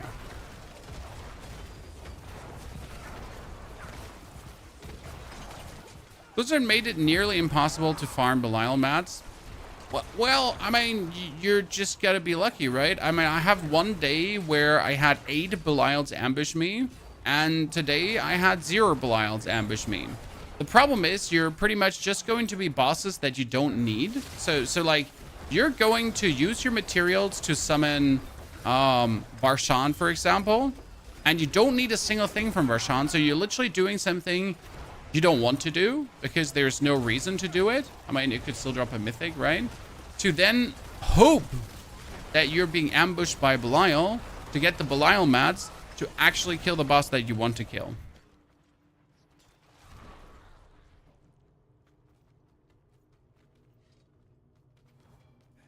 Right? After the update, you go back to Dune, bro, Animal. So, Animal, we're at least the next 10 days away from Dune. We're currently fully focusing on getting all the Diablo classes leveled up and a build out for every Diablo class. And then we're going to see how much fun we're still having with Diablo after we get all the classes done. And then it's time to return back to Dune, yes. And check out all the meaningful updates and everything. And I still want to do my Dune speedrun, so I think that's like going to be my next project. Because it's kind of like fun to see how that's working. But I think we need to make like a special stream for that. I need to also like ask Funcom if they want to give me some giveaway keys for people that don't have Dune yet, or something. Like if there's anything, like yeah, maybe like an ultimate edition to hand out or something like that. Pretty cool. Okay, 1, 2, 3, boom. Let's go.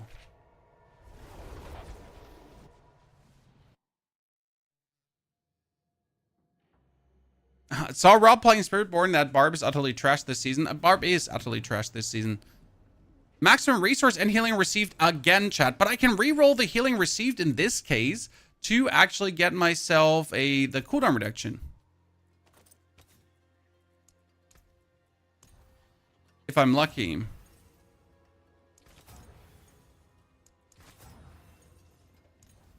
Cooldown reduction. Boom. Aha. Okay, slightly better helmet than that, right? Because that was cooldown reduction. Shadow, this is max life too. We don't actually need max life that much anymore, which is kind of like funny that you went away from I need max life to I don't need max life. Okay, let's see. We're gonna have to save the build. Okay, ladies and gentlemen. So save, rename into minions. Then we gotta dump all the equipment in one.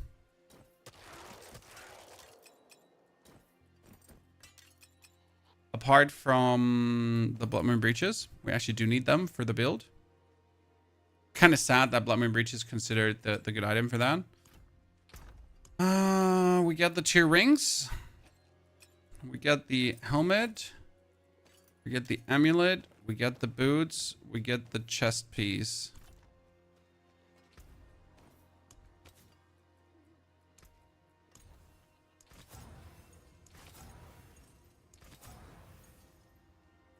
Recover skill. Okay. Then we just need a weapon. So let's gamble some maze. Oh, that was sad.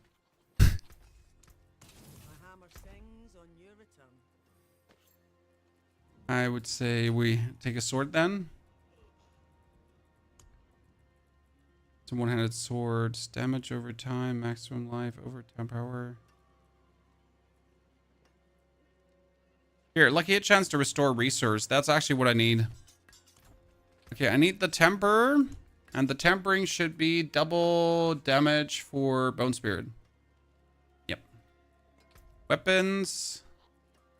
Bone augments. Bone Spirit deals double damage. Bone Spirit deals double damage. Bone Spirit deals double damage. Bone Spirit deals double damage. Bone Spirit deals double damage. Thank you. Overpower. Overpower. Overpower.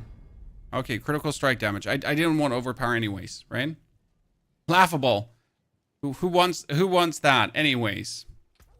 Okay, then we sadly have only a focus here right now that has critical strike chance.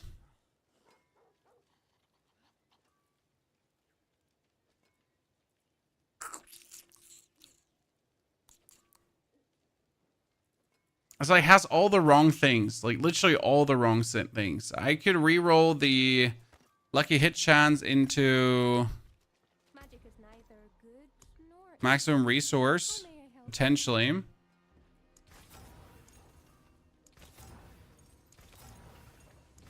I actually need to re-roll that. Maximum resource, okay. And then we need gloves. Gloves. Wow, they're very nicely ordered. Okay, I would need crit chance on them too, but also attack speed. So kind of crit chance and attack speed. And core skills. But this is like attack speed, fire resistance, and chance to heal. It's like, why don't I just end it here right now, Chan? Oh, this is so sad. Like, it's actually so sad what I have, like, for a bunch of shit here right now. Okay, you know what? I'll take the resistance to all elements. And I just re-roll that to,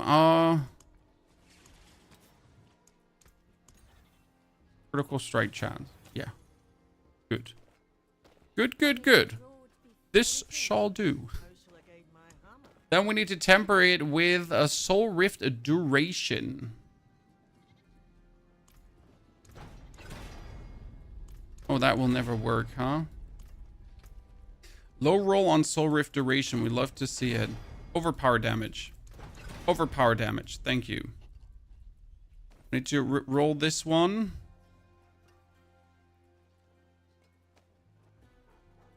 With Soul Rift duration as well.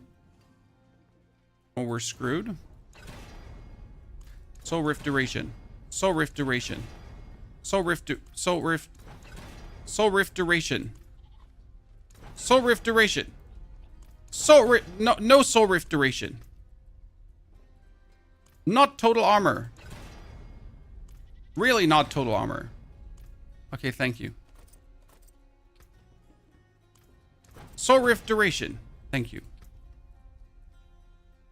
Not total armor. Okay, total armor. Like total armor? Maybe?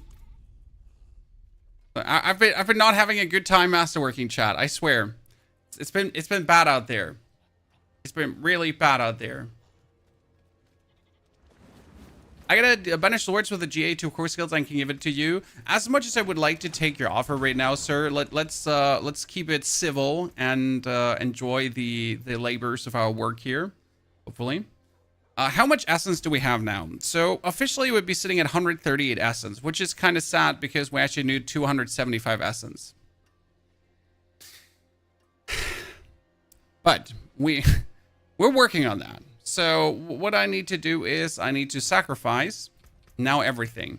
So warriors are actually being sacrificed for critical strike chance to get that really to 16%, to 100%. Mages are being sacrificed for bonus essence. And the golem is being sacrificed for critical strike. Now, technically, I want to sacrifice the mages for overpower damage, but I don't think I can actually do that yet. And that's the big problem. We are also having to respec this whole shit. So let's refund this. Confirm. We are in need of... Let me check. Pretty much playing... We need to change some things. So our old build won't do. 1, 2...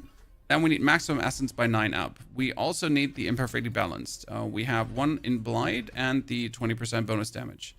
I don't know if we do actually need blood mist because we are unstoppable. So I'm not going to put something into blood mist right now. We're going to like just assume we don't need it.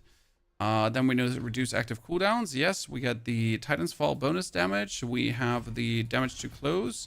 Get the amplify. We get the 1 point here. Good. And the cooldown. The damage while healthy. The actual vulnerable here. That one. 1, 2, 3. 1, 2, 3. 1, 2, 3. And this is where 1, 2, 3, 4, 5. Then 1, 2, 3. The Bone Spirit. Additional crit chance. Then we get 1, 2, 3. 1, 2, 3. 1, 2, 3. So all of this, right? For the cooldown reduction.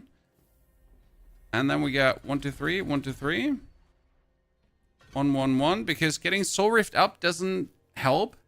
So the rank 5 Soul Rift every 30 soul consumes refills one of your healing potions with the lifeblood of your tortured victims. That's useless. And you're going to be playing Ossified Essence. Now the only thing I'm missing is kind of Inspiring Leader, but we don't really have the points to put into Inspiring Leader, right?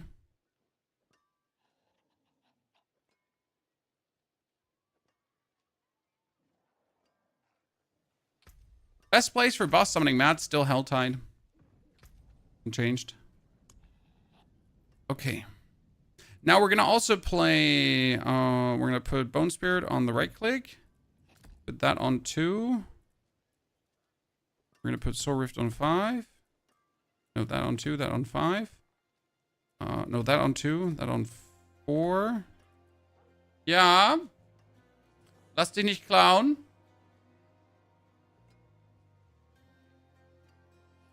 That one on 3. 1, 2, 3.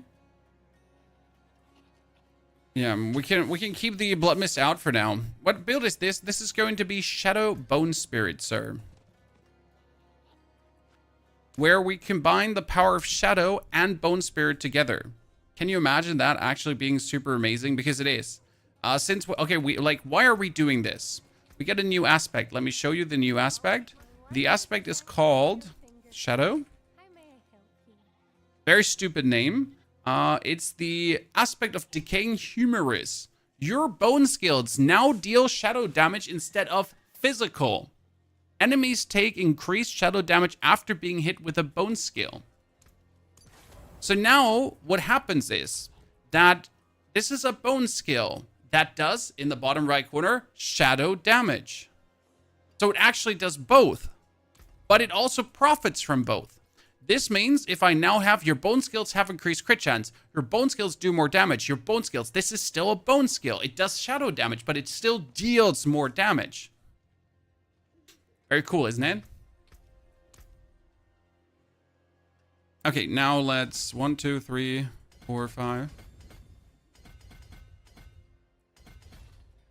Abyssal.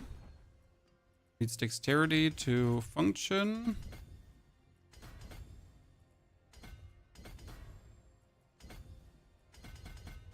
Okay, then we're going to go over to the Bone Graft board because you actually have to play Bone Graft. As Bone Graft gives you another 8 maximum essence, okay?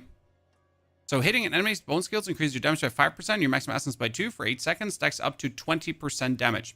That's actually nice because I get buffed.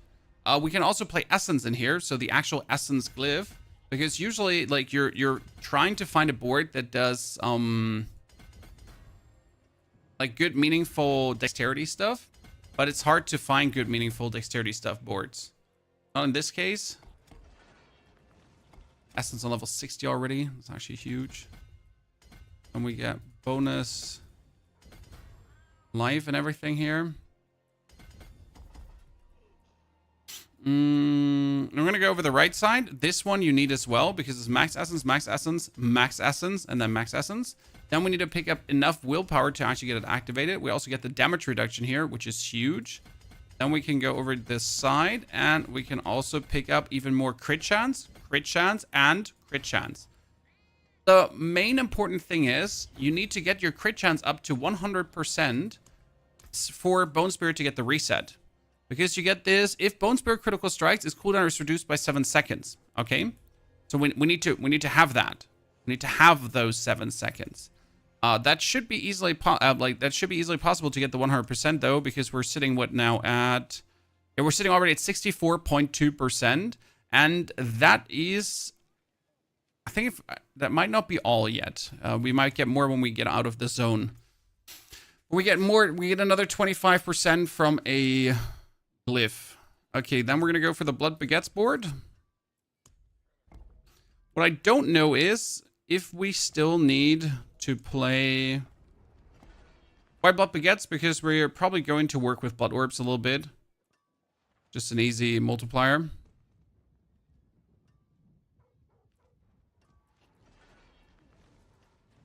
But I don't know if we actually want to have the Blood Baguettes because we don't need the max life anymore. You know? It might be better to actually play with...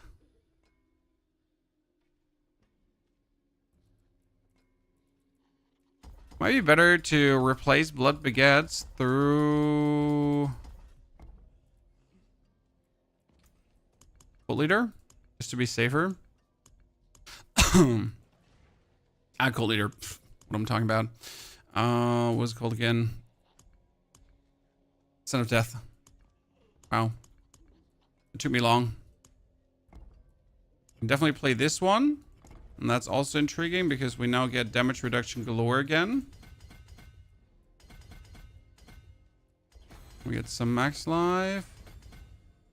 The Bloodbath board can get Amplify, which in this case is really interesting because if you put Amplify here, like the thing is, like you're missing out on all the overpower scaling that you would usually get. Okay, so usually you would get tons of overpower scaling. Okay, but because of life, and now all this overpower scaling is actually missing. So all that additive bonus overpower damage, which means that we kind of like have to pull that out of our ass, right? Bonus overpower scaling.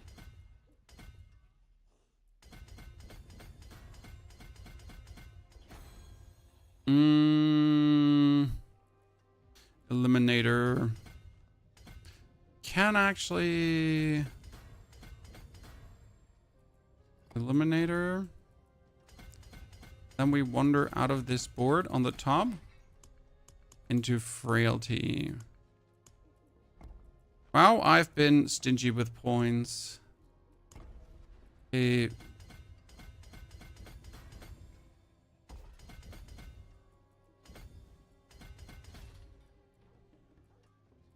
Dominate. Need to level that one up further to get the most out of it. Because Dominate is like where you get the most points. But I need to cut out on these points because I need to reach the Frailty itself. Okay. Where could I cut out some... I probably need to cut out some Dexterity here, right?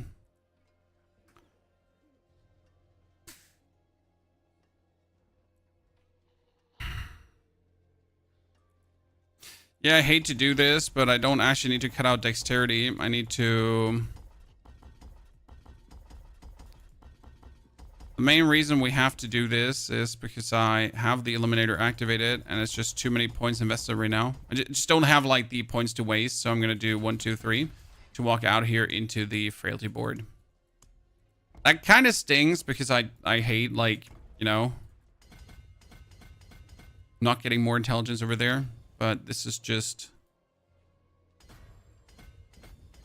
better for us. Okay, we need to level up that Dominate so he actually gets all these.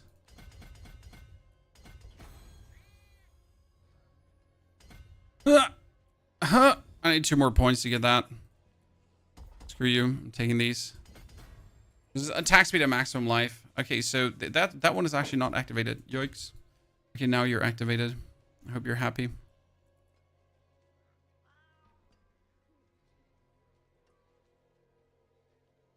Yeah. Okay, so how much do we have? We have 207 essence, Chad. Wow. That went quick. Now I could go for a advanced elixir, like elixir of resourcefulness, right?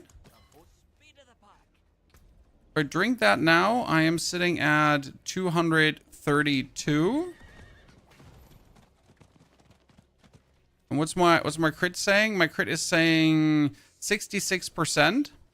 And like, so this is not 66%. This is actually due to the skill here. Bone Spirit has an additional 10% critical strike chance. So we're actually sitting at 76%. So that's good. That means I need a last 25%. And that is easy. How do we get the last 25%, chat? Now, actually, shit, I can only get 15. Yikes. Because we can play the Seal of Power. That gives me another 15%. 15% Seal of Power. Boom. So that would bring us up to 81, 91%. So I'm missing 9% crit chance. Should we get the 9% crit chance if I just masterwork all of this 4 times? No, you know what? I can temper, like, wait. Lightning resistance. Who needs lightning resistance when he can also get no critical strike chance and attack speed for days? Oh, I don't want critical strike chance. So that's another 5%, which brings us at 86.7. Now we're gonna temper the, we're gonna masterwork this. 1, 2, 3, 4. But I think I need to hit the rapid ossification here. That's the problem.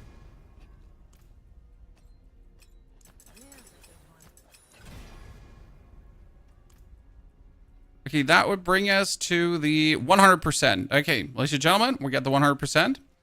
Now, the issue is that this is 11 seconds cooldown. But we also have rapid ossification. How many ranks? 7. Every 100 essence spent reduces your cooldown off your bone skills by 3.5 seconds. 3.5 seconds brings it down to 7.5. So it's not instantious, right?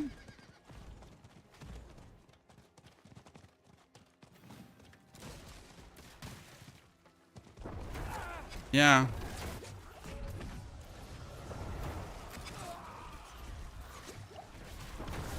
And I still don't like I don't have my aspects put on.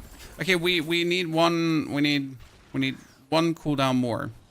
When I have cooldown reduction on my helmet, so I guess if I masterwork my helmet, then that should be enough. Maybe. Got a 4GA Hand of Nas with only 88%. Sell that, sir. Sell that for 50 billion money. Someone will buy it, trust me.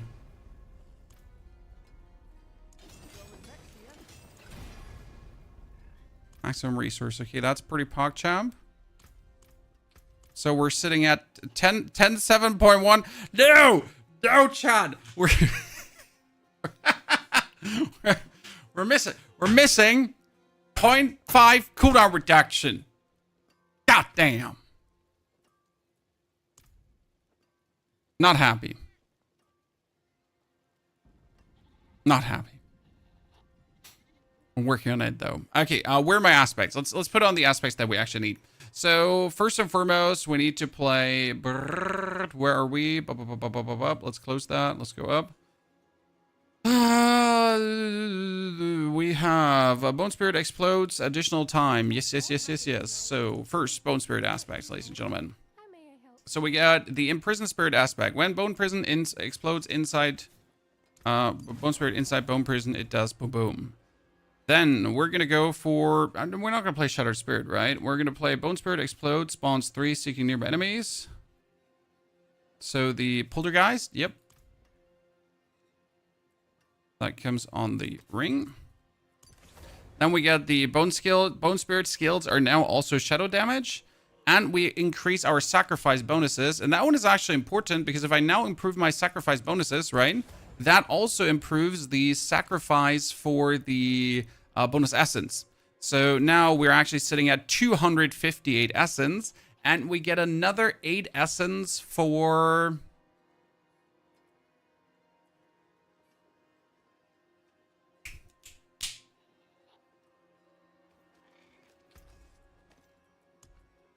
hitting enemies. Weapons...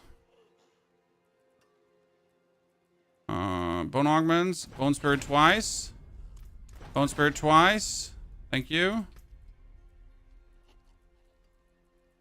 Overpower damage.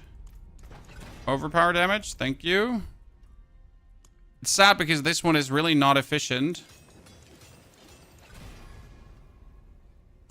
Critical strike chance. I don't need that. I need you to be on essence. That's now 18. We're 262 plus 8. I'm 5 essence short. I upgrade this to 12. What happens if I upgrade this to 12?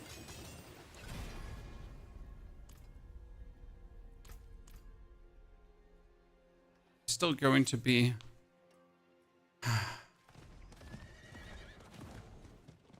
I'm 3 essence short. I'm sad.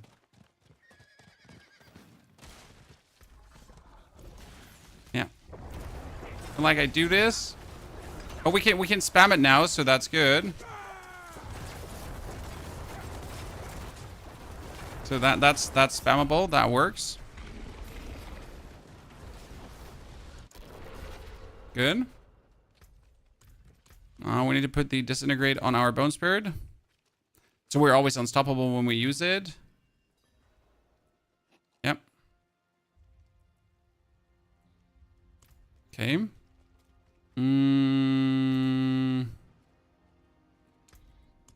We actually have more than enough crit chance now. We're sitting at too much crit chance even. We're at 100%. Even if I re-roll that one, we are sitting at... I'd actually need to re-roll the here to get the hit on maximum resource, right? This is the Shadow Blight crit version. Yes, this is the Shadow Blight crit version. Which runes will we play? We need... I have the perfect rune, chat. Because this is cast a skill with a cooldown. And guess what my skill is? It's a skill with a cooldown. So Bone Spirit is a skill with a cooldown. Yee! Perfect. So you're gonna play cast a skill with a cooldown, and then we're probably gonna cast Decrepify. Yep. We need to cast Decrepify. Otherwise, we don't have Decrepify. Lightning Bolt, Vortex, basic defensive skills, Bulwark, Spiritborn Concussion. Where is my Decrep? I don't have Decrepify? I don't have a what rune? What?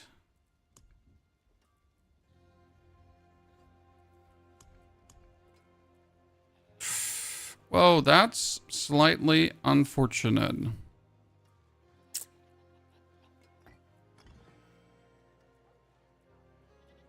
So to say.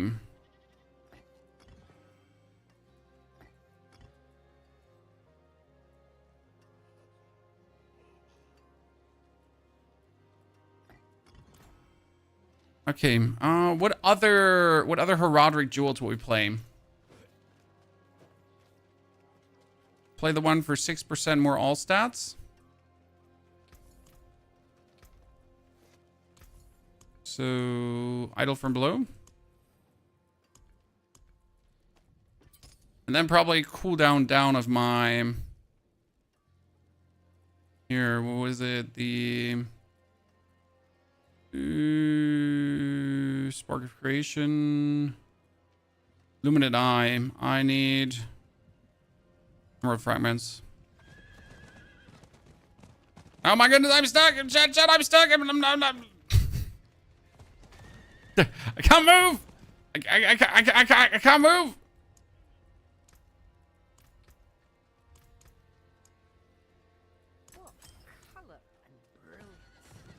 It's hard drop for Nas and Duriel, and the Harbinger of Hatred.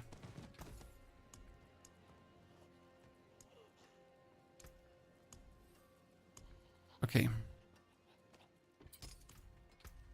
We now have enough armor. That's good, I guess. I have a GA cooldown reduction on a focus with 74% in Prison Spirit aspect. Want to trade? I have nothing to trade, sir. Thank you for offering. I'm poor. Don't look at me like that with that disgust in your eyes. I'm poor.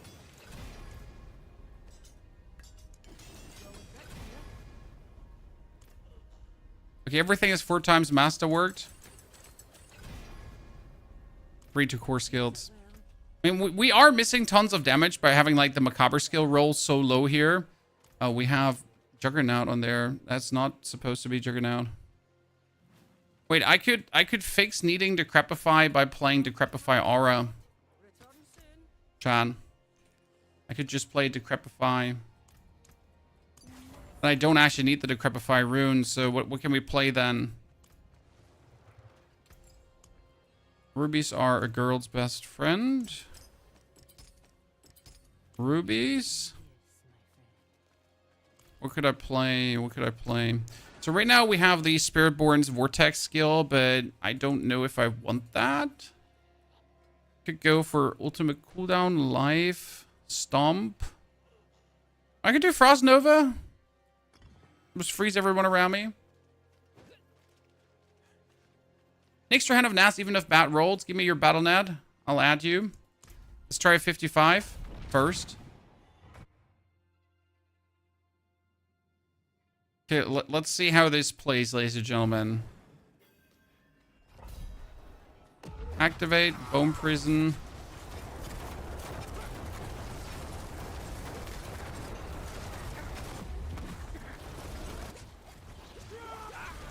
Okay, I died. That's unlucky. We don't have like much damage reduction. We do okay damage yet, but it's not enough. And our spirit goes up full so quick, so that's nice. It's like only 100 million damage so far. This is not really impressive. Yen.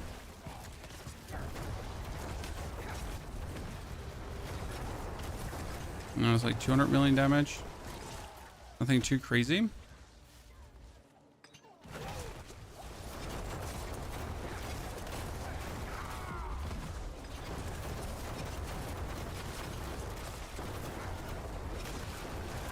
And I'm happy that the concept is working.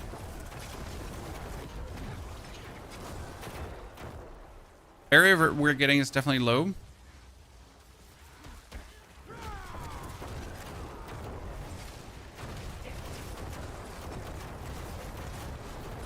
$200 million. I mean, for all the effort we did in, the damage is like on the lower side right now, correct?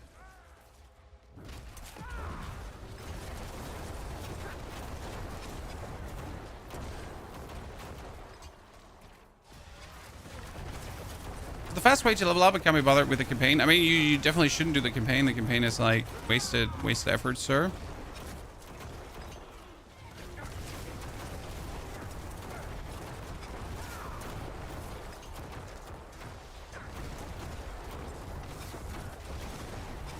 Okay, we need more scaling.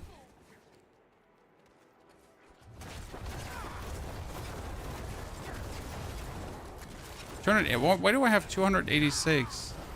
What did I forget scaling wise? I mean, we have the essence now, chat.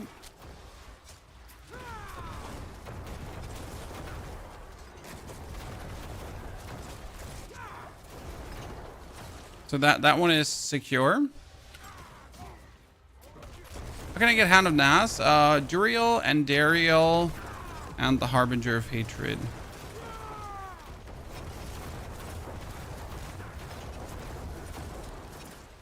So we are overpowering on every single hit, chat. Every single ghost is an overpower.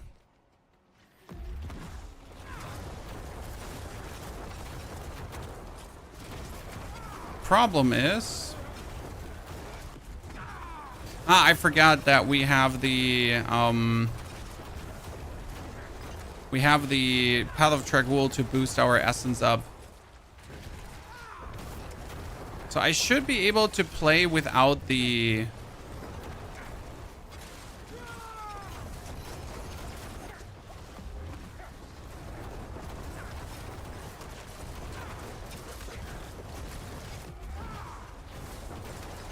Oh wow, he's not being pulled in.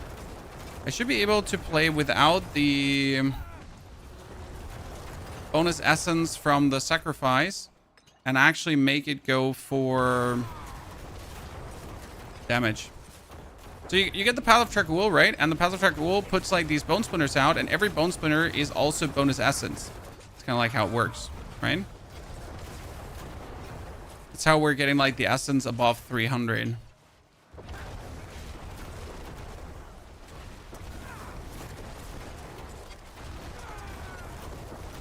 So far, I'm not feeling the shadow scaling. I mean, when you notice our damage is not super good, despite having like good runes and everything.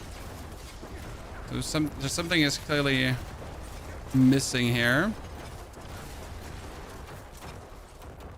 That's good. It's not good enough.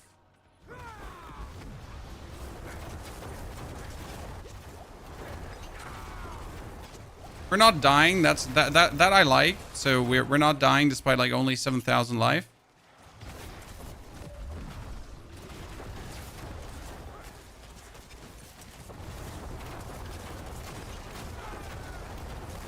These are the consequences of the overpower nerf, chat.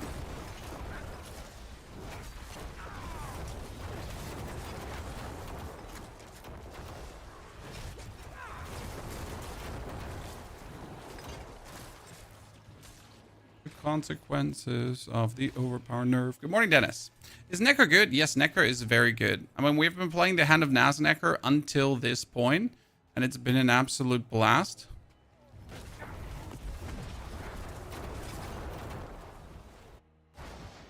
And now we're trying out different Necro builds than the Hand of Nas Necro because I wanted to know how strong this one would turn out to be. Oops.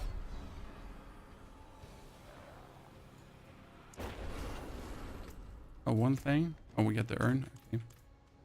Not sure if we had the urn. What builds are good without the expansion? Honestly, can't give you a proper answer to that, as I have not been looking at all at non-expansion builds, right?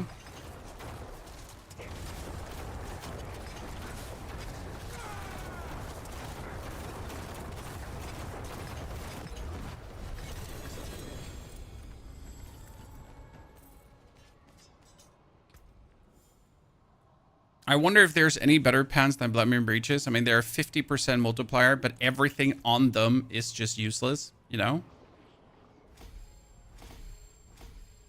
It's like the sad part about the Bloodwave Breaches. Archmage Necro is definitely better. What I wonder is how good T-Bolt's Will would be. I mean, I could just, like, instead of taking the 50% multiplier, you could play... I kept T-Bolt's Will exactly for this reason, right? Here, I have a T-Bolt's Will with a bonus maximum resource. You deal increased damage while unstoppable, and for 5 seconds after you become unstoppable, gain 50 primary resource. I don't need this, but it's also all stats and damage reduction while unstoppable, and I am permanently unstoppable. So it kind of seems like that, like, I lose a 30% damage multiplier, right? But I actually get a good piece of pants that would allow me to get my overpower multiplier going really easy. And the all stats actually is very useful because the all stats, so if I now take the all stats over here, right? Now we put the Bloodwave Breaches back in the box. Temerity also back in the box. So this all stats here would pretty much allow me to go with... to activate more Paragon stuff. Right? So now in my Paragon board, due to the all stats, more of these things should activate down the line. Technically. Okay, let's make sure to get the Dominate Glyph activated. And what we can do now is, since we're at 297 base, I can actually kick out the sacrifice here, and I can get another 46% overpower multiplier. So that should be good. So sorry, Dark. We need to add you, and then we can get you your Hand of Nas. So we're gonna add you, Dark. There you go. And then you can be in Karigar after this, and then we get you your stuff. Sorry. A short-term memory is very short-term.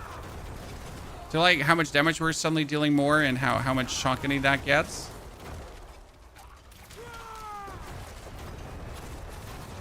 It's still right now not worth the effort, because if you like consider like how many pieces I put together to make this work in comparison to how many pieces I put together with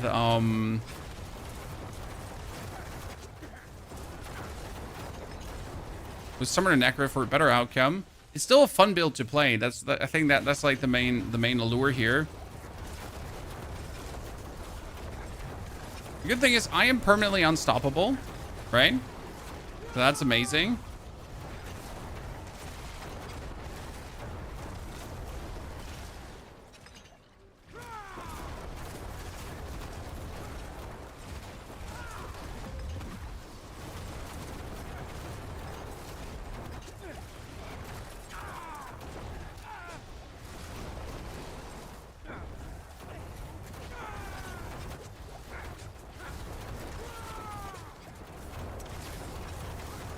Very much.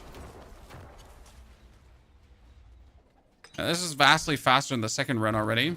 So we got 200, 270, 264, 250, 252 essence base without the 31 essence bonus. But as soon as I put my things down, as soon as I put my foot down and start casting, we get like more. I mean, obviously, the more essence you have, the better it is. Because every point of essence more is 4% damage more. So you can imagine getting like 20%, 20 essence points more is huge. That's also why I would probably consider the T-Bolt's Will actually viable. Because again, the pans might give me 50% more damage, right? But if this gives me like just more in total, why not? Not a tanky yet. The tankiness I think we can fix very easy because I need to pick up a certain skill for that.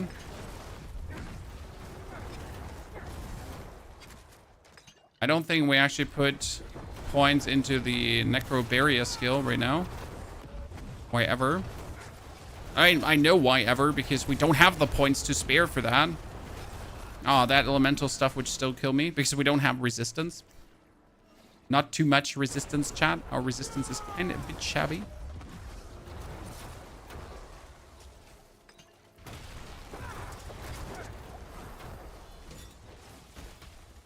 We play Rogue this season. I will absolutely play Rogue this season, my friend. Which build? I don't know yet. Which Rogue build I am planning to do. First comes Druid, though, because Druid is just giga fun. Like, from the setup, what Druid offers. I noticed one problem. Like, due to the points we're spending, we're getting less corpses. So usually you would play Lucky Hit Chance to make corpses as well. You actually have a corpse tendril, right? We don't have that.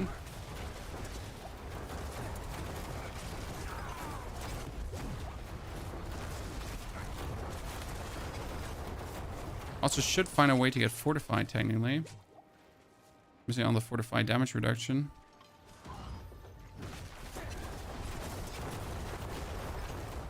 Oh, did I just see a 700 million chat, or did I just dream that? 700 million would have been pretty good. It's not in the billions yet, but we're getting there.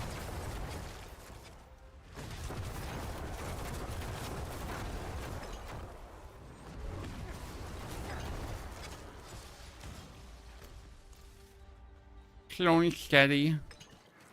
It's the snail the race.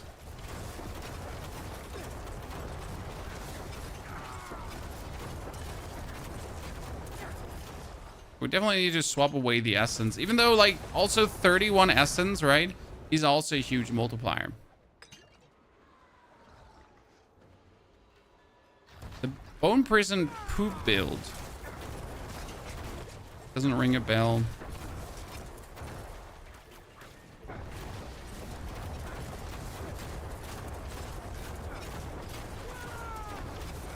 We have a problem here. We're not lucky hitting him enough to restore our essence.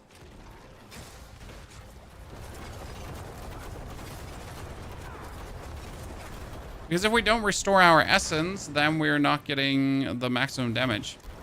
So what we need is, we need the lucky hit chance to restore essence, and we need the lucky hit chance to restore essence on the offhand as well. Preferable. Yeah.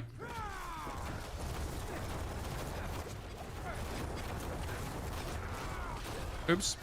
I should have not gotten there.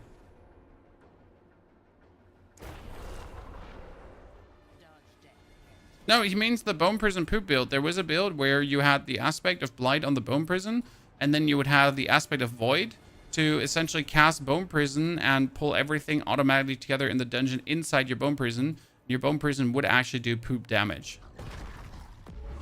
Not like bad damage, just the damage that's poop. Okay. Oh, wow. That hurt me hard. What we right now need is here points into... We need points into Necrotic Fortitude, because Bone Spirit itself has an okay lucky hit chance to make Necrotic Fortitude work. Yeah, I like that.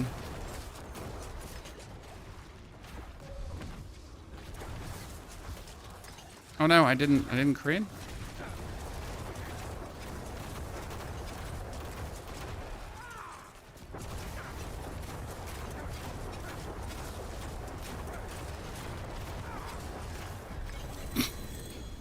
Let's see, like, I don't even know what damage he just got there, but he got all the damage, right? Okay, we need to get this one up. Suddenly he get all the damage. So optimally, I would have the lucky hit chance to restore resource also on my offhand. But right now, I would have to temper the critical strike chance away of 11%. Which I can't afford. No way. Actually, I can afford it. Can I?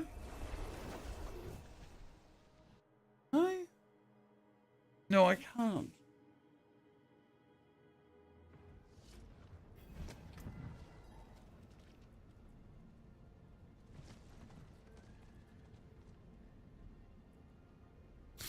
One thing I forget is if I put the pants off, the Bloodwave breaches, I lose crit chance. It doesn't matter though because we're at 86.8%. So we actually have enough.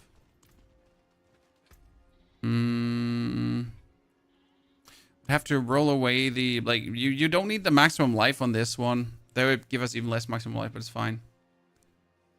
Why you leave minion build? Which pit covered? I cleared pit 80, but after pit 70, it's over for me, sir.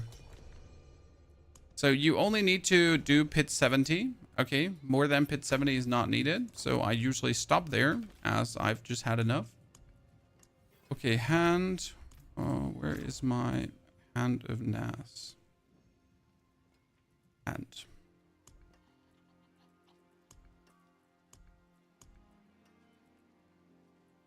Here. That's one of the better hand of Naz's.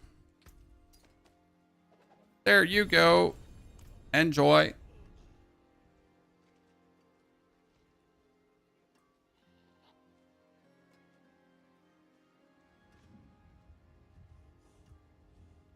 Thank you, Mr. Tar. Congratulations to your hand of Naz. Enjoy. Have a good time.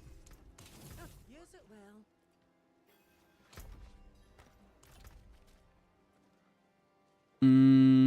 Greetings.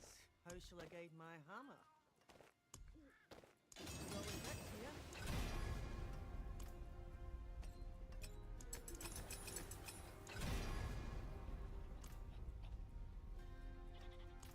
Magic is neither good nor evil.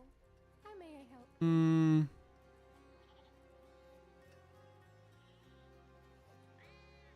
No, we're good.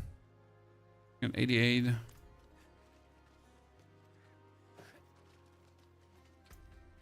So we got everything done that we pretty much need to get done with the mage, and we want to try out new builds. So I'm not here to max out builds, okay? I never do that per season, as maxing out builds per se is just relatively boring. I forget to activate the necrotic shield again. So as maxing out builds is just generally like very boring affair that I don't do. I leave that for the more ambitious creators that like to push the pit. But I am personally not a pit pusher.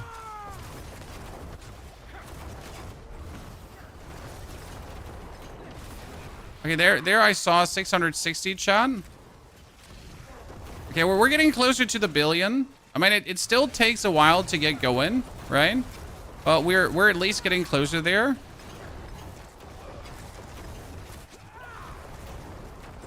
The only problem I see right now is that we're just not tanky enough to just, for example, if we want to kill Belial, I would want to just AFK next to him and just boop him away, but we're just not tanky enough for that yet. To just AFK next to a boss. Right, the only barrier we're getting right now is from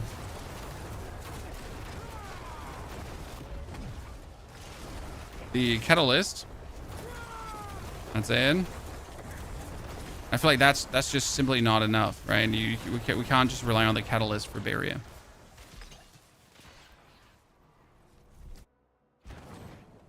Constantly playing Dune, you're gonna skip this season. You should, sir. Or you could also join this season extremely late. When at some point you will have done what is there to do in Dune, and then you still have this season of Diablo left, you know? That's the beauty of having like all these games with all these updates. Who says that you need to play this season right on release? You can always join later. I mean, what do you have to lose? The only thing you have to lose is that someone figured out an interesting build that no one thought about before, right? and you're actually getting even more fun. So potentially you're getting, like, the only thing you have to lose is more fun. Oh no. That must hurt. Losing out on all that fun.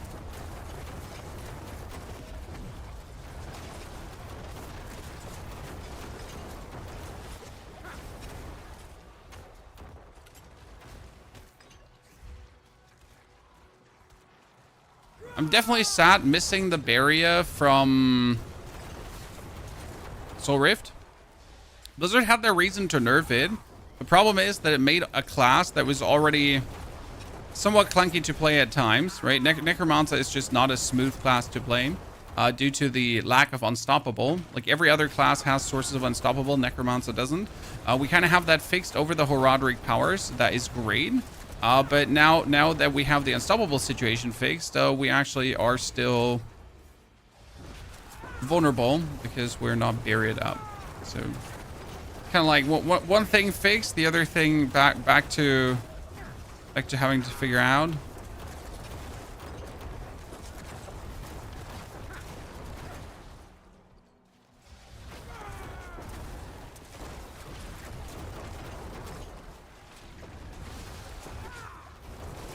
What do you think, chat? Can we scale this to 1 billion, or can we not scale this to 1 billion? How are we feeling about this right now? I don't think this is a lost cause, but it's definitely weaker than I wanted it to be. I do believe the Bloodwave build is natively stronger with less effort, as you don't have to fiddle around with the essence, right? Should we also make the poop wave, by the way? So I wanted to make 2 builds today, just an FYI, guys. We did not only want to make the Bone Spirit, I also wanted to make the poop wave Necromancer today. So I think we're going to show you both, and then we're going to decide which one is better, right? But I really wanted to also get this one done. Blood Mist is not for Unstoppable. The problem with Blood Mist for Unstoppable is that you can't do shit anymore while you do Blood Mist. So no, I am not using Blood Mist, as like Blood Mist just stops you from standing there. The way how I get... Oh god, this fight is going to be stupid because I can't see what he does. The way how I am getting Unstoppable is over the Arcana. So when I use my Arcana, I'm unstoppable for 5 seconds. I use my Arcana every 5 seconds, so I am always unstoppable. But we're going to do the Shadow Blood Wave. So it's like the poop blood wave.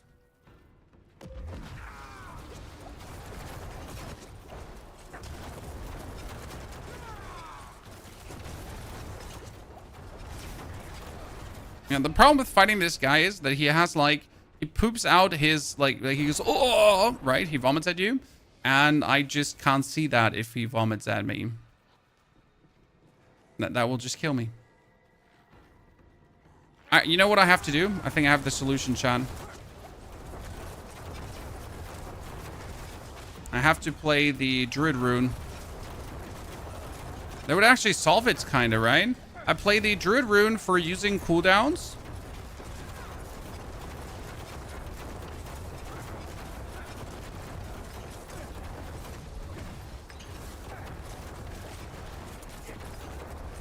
Yeah. I like the idea. Okay, chat. So we're gonna use. Yeah,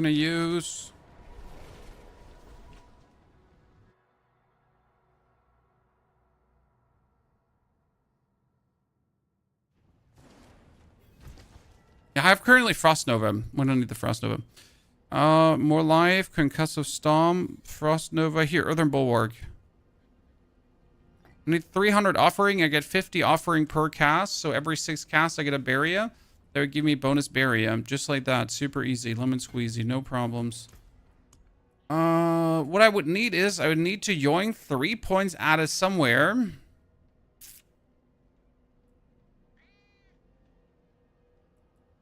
To get Necrotic Fortitude.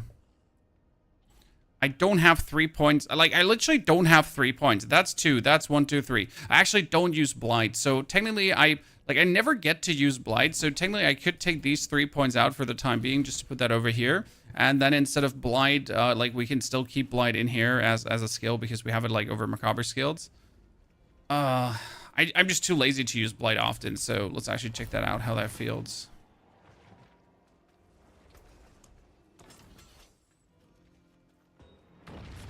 And if we even need it. You ever get a blast evading? I don't personally enjoy evade Spiritborn.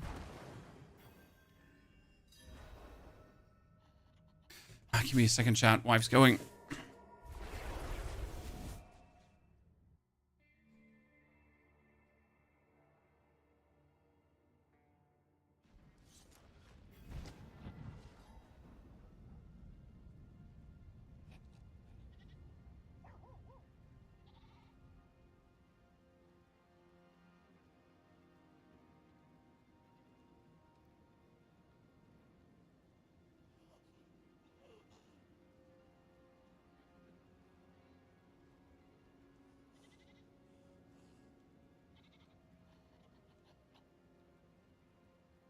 So, I'm back. Sorry, Chad. The wife requested attention. Now we're going to test both, like, if we need both. But I would also be interested if one is enough. But I guess more is more, right?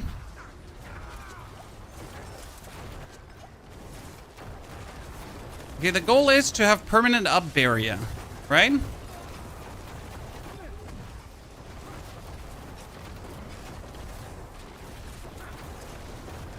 Yeah, look at that. This is, and we're tanky, Chad. And we're tanky. This is what I wanted.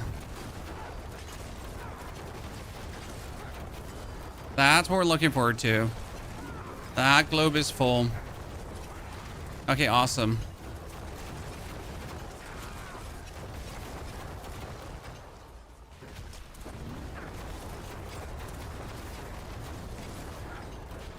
Yeah, now it plays just vastly better. Right now, I'm permanently unstoppable. I'm permanently buried up.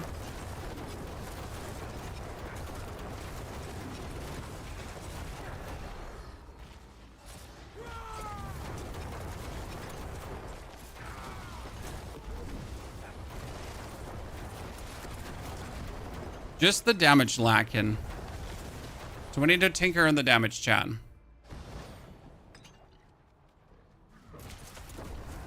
Suddenly it doesn't look that bad anymore. Oh, 870 million, chat. Did you see? Okay, we got 870. Whoop whoop.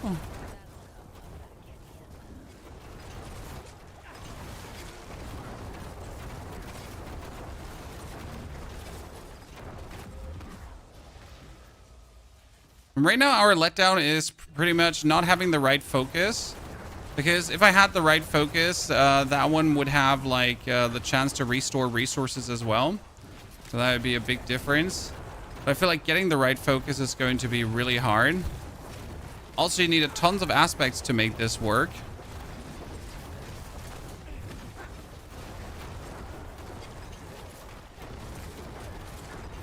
Okay, I'm happy that it's working. Let's try to kill a lair boss after this, okay?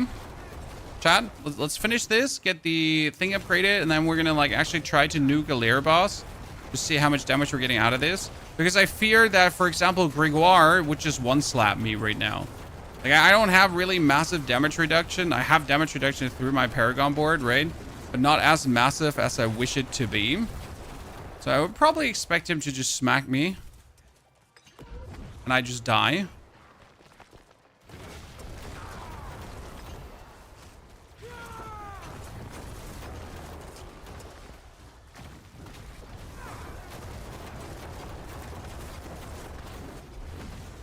I'm happy about the barrier, but I wonder if I take the gem off now, chat, would I still maintain enough barrier? Right? Because right now I want to have like the barrier from the lucky hit over the barrier from the gem. Because then I could, on top of the gem, actually play Vortex, for example, to pull things together. Would probably be kind of cool.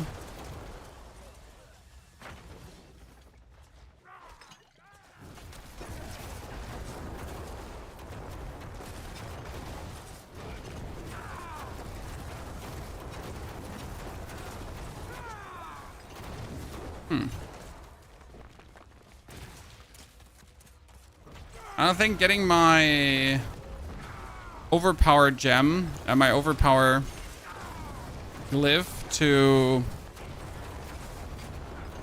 legendary will make such a difference in damage. But what can I hope and dream?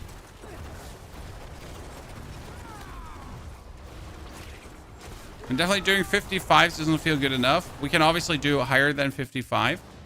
When we do a 55 with in 5 minutes, so we can do more.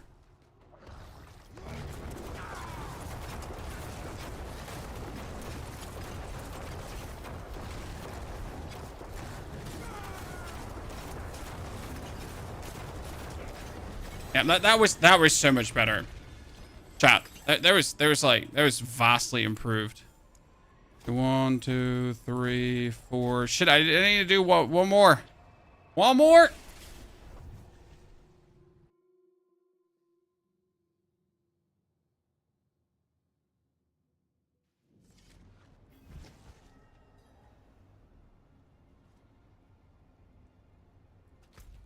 World boss, you say? I did world boss already today. Thank you for reminding me, Ginger, because I would have completely forgotten that.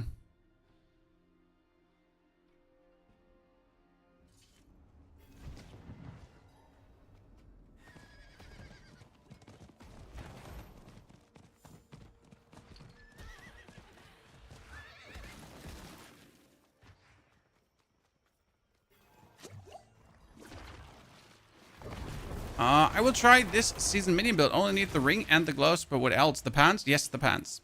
We have the full video explaining everything here, Yoji. It's up. It's up. The full video with all the info.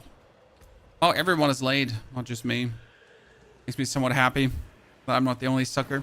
So we need bonus bold skills. We don't have core skills here. There's actually like a lot that's missing right now to make this really good.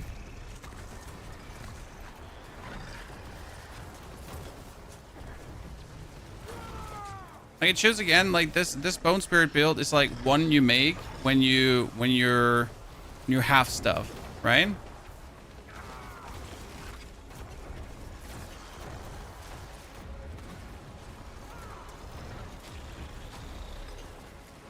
Why is my cooldown not proper cooldowning on him?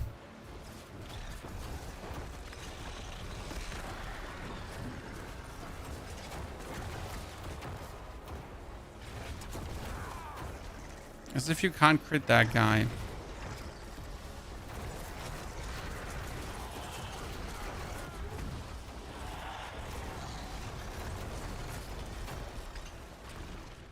Yep. See, is he like crit immune? Because my bone spirit can't crit him. Like I'm literally missing the crit cooldown. Despite having all the crit. 3 AJ pants with int armor and thorns viable. Well, the thorns build from the Spiritborn plays a pants called Belazon's Max Ladle. So the actual thorns build does not need a thorns pants. We're not using two-handed weapons. Main reason is that I need an offhand with maximum resource, or I won't go where I am resource-wise. Okay, so a two-handed weapon wouldn't do it, as I really need to get that 275 resource to overpower with every single attack.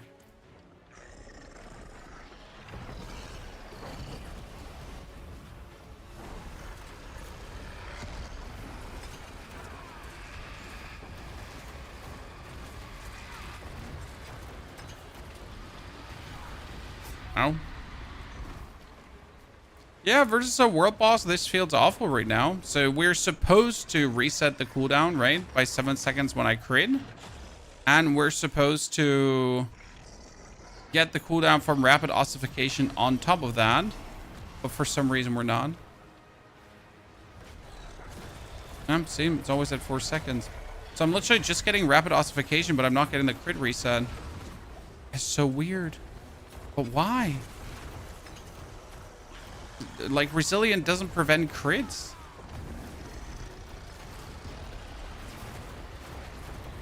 This does not really make much sense. I am only confusion, chat.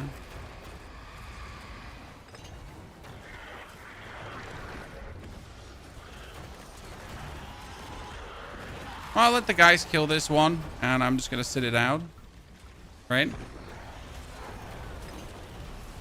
So we still have... Oh, chat, we forget our glove aspect. Oops.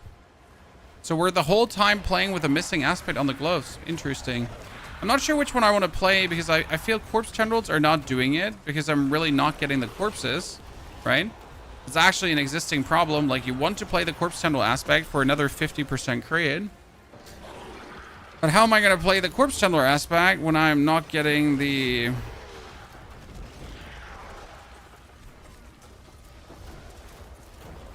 thing? This makes no sense, chat, by the way. I'm in shambles. Just in bonus Saturday stream, it depends how much time we're spending tomorrow in the garden, because our garden project is finally done and we can start planting now, and we have a lot of space to plant. So yay, money out for plants. But we need to also plant, because if we're not planting right now, then the weeds will instantly take root. So we are kind of forced to plant or we're fucked, right? Is that?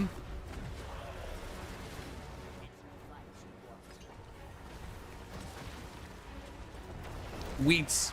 You call it weeds, right? The stupid things you don't want to have.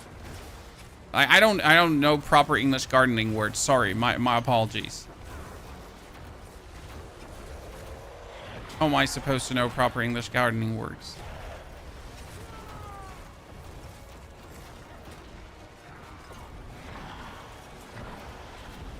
Aren't you also now allowed to grow wheat in Germany? Wasn't it like one plant per person? No? I know since we get like the medical marijuana use, like you get like, are one? You know? I don't actually know. I never informed myself. So someone with more knowledge inform us, chat. Can you? 3? You're allowed to do 3 in Germany now for personal use? Wow. It's per house, per family. Wait, is it determined as per house or per person in the house? So could my wife and I get 6 plants? No interest, but it's just like, you know? You always want, like, how are people bending these rules? Because people are clearly going to try to bend the rules to their favor. What is determined as a house, you know? Oops, I died to poison explosion.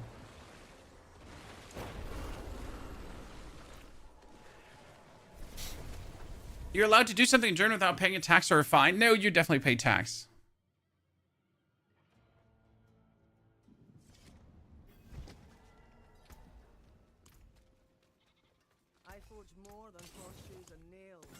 Okay, what aspect are we putting on the gloves? So you could play Grasping Veins, right? Grasping Veins would be another 50%, but it kind of stinks. You could also play Essence. It was called Serration, aspect of Serration. That would be another 36% multiplier. Yeah. Because I don't need the crit chance, so that makes sense. We got the Bone Spirit Max, we got the Spirit Max, we got this is 17. It's actually like we got good aspects. Oh, I can do on the Helmet Heart and Bones. Oh, chat. I forget Heart and Bones on the helmet. Look at me. Bam, damage reduction. The man, the myth, the legend. I'm gonna roll out there. Clap some cheeks. Watch me, ladies and gentlemen.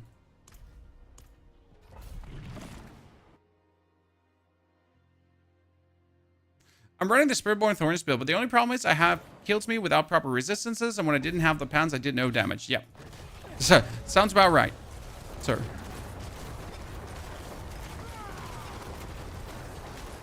Well, everything is going as expected.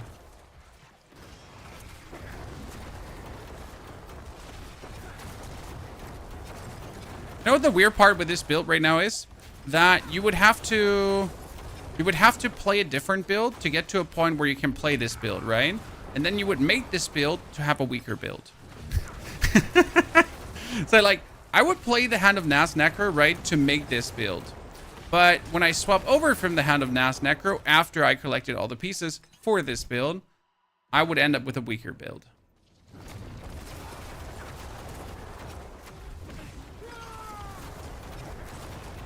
Make it make sense.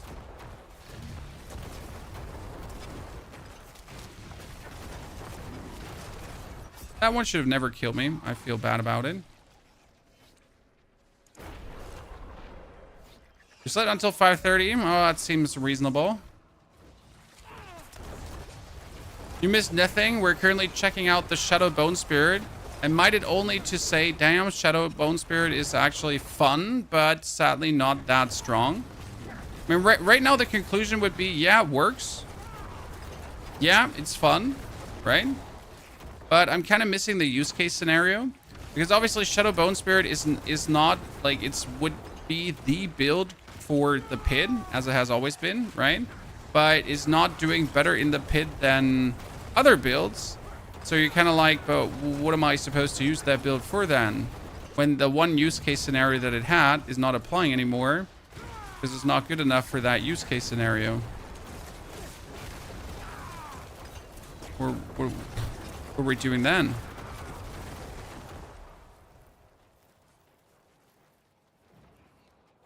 Is the mini build easy to play for new guys? Absolutely.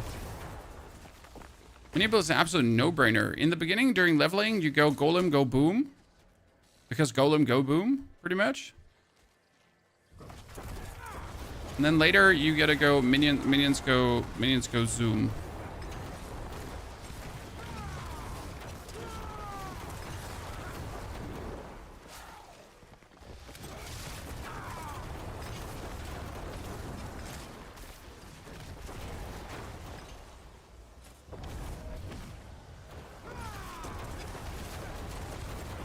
It's a very fun build to play on all fronts.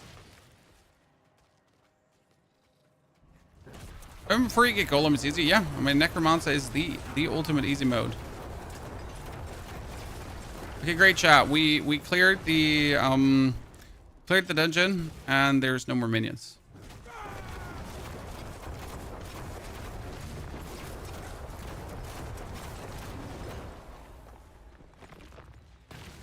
What about Bloodwave? A Bloodwave is still there, but you play Shadow Bloodwave now, and it needs more moving pieces to work. Because, for example, on top of the Bloodwave, you still need Casimi's Legacy. You still need... Well, this is so weird, like how much we still have to kill to get to the boss. So you still have to play Casimi's Legacy. You still have to go for the title aspect for the triple cast. You still have to go for... Oh, yeah. Well, look at the jump there. What a stupid fuckery.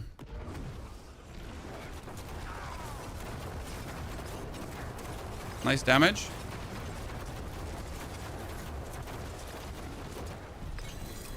We'll make the build in a second, in a bit. Okay, that's my dominate. That's my final one. Now we have all of them upgraded. All of them upgraded, all of them activated. Let's try boss. Is this better than your minion build? No, Alexander, the minion build is definitely more powerful right now.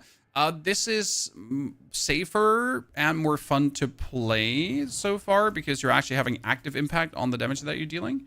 But it is weaker, so that's actually a problem. That being said, it's actually not weaker because, like, I just miss a lot of things that would make this strong. But that's at the same time the problem. So I miss gloves that have, for example, ranks to core skills. Now, every single rank to core skill gives you so much more damage. I only have 11 out of 5, okay? Plus 6. But what I usually should be having is I should be having here with a greater affix already plus 4 or 5. Then here with a greater affix, another 5. So that's already plus 10. Here with a greater affix, another 5. So plus 15 instead of just having plus 6. And this one is a greater affix too. With macabre skills, I could have even more. So you notice how I am missing like just tons of damage at this given point. Because I don't have the things. But I also don't have the money to just roll for that. Because can I just now flip everything around to try to get the 2 macabre skills? No, I can't even afford that. When I could masterwork this another time to at least get a little bit more core skills out of that, right? So no, it's still 3. I could get it to 4 core skills, but I need like essentially the items with the new stuff to get a little bit more. Right? But I don't have the items. Okay, let's see who we're going to fight. We have Blood of Lord Zur, so let's try Lord Zur. Is the T1 to 300 build the mini build at your guide? Yes, sir.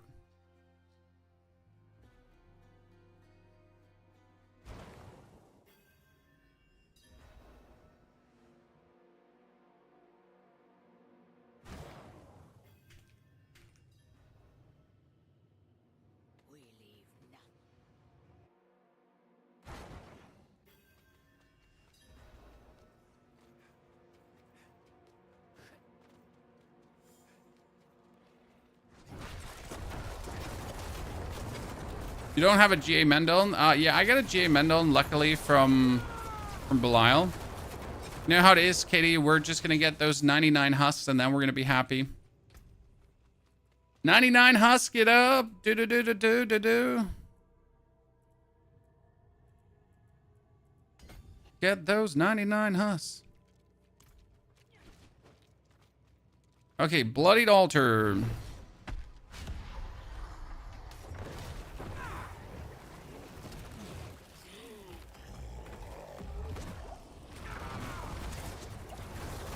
That's what I said about, like, just standing AFK there and spamming away at him. I'm pretty sure he's just going to trounce me. So I can't actually stand AFK next to Zur and just spam him away. I'm not sure if I can put him, like, in the bone prison and spam away.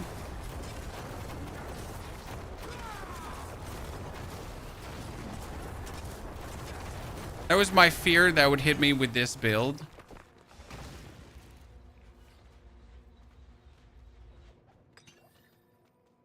Because if you can't stand next to someone and spam away, it's kind of like shitty, huh?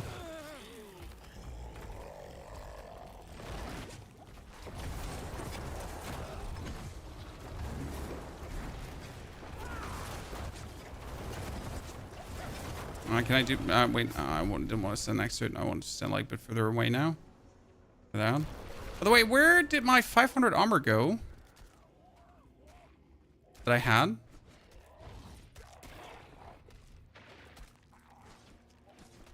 Where did that one go away? Chat. Where did I drop down by 500 armor? I had 1.6. I'm so confused. Well, it partially explains it.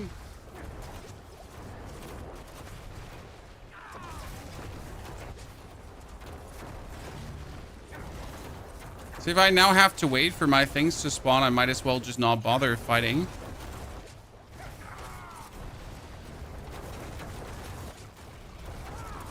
Yeah, that's not good. That's not good for this. +2 core skill gloves, but it's not G8. Nah, like, you know, like this is like the issue with fighting that guy here. So if I go over to the minions, I just beat him. Okay, so conclusion on the Shadowbone Spirit right now is it's fun, but I might have just wasted all my efforts, chat. That's a bit sad. Okay, let's put the Shadowbone Spirit also into the box of riches.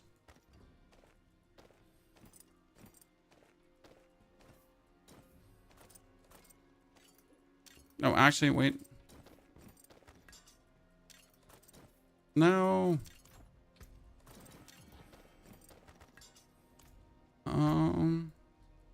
Save. Rename. Shadow Spirit. Okay. Now, put everything away for the time being.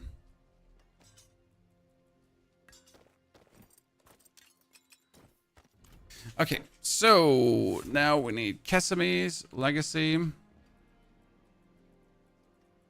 I don't have a greater affix legacy. Huh. See me surprised.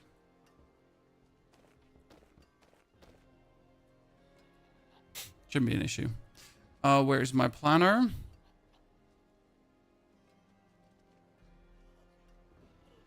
Damage over time. We need an axe.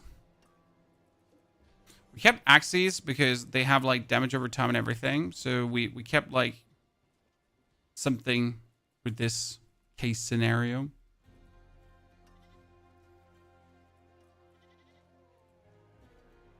Sadly, we also need an axe that has intelligence. This is like too weak.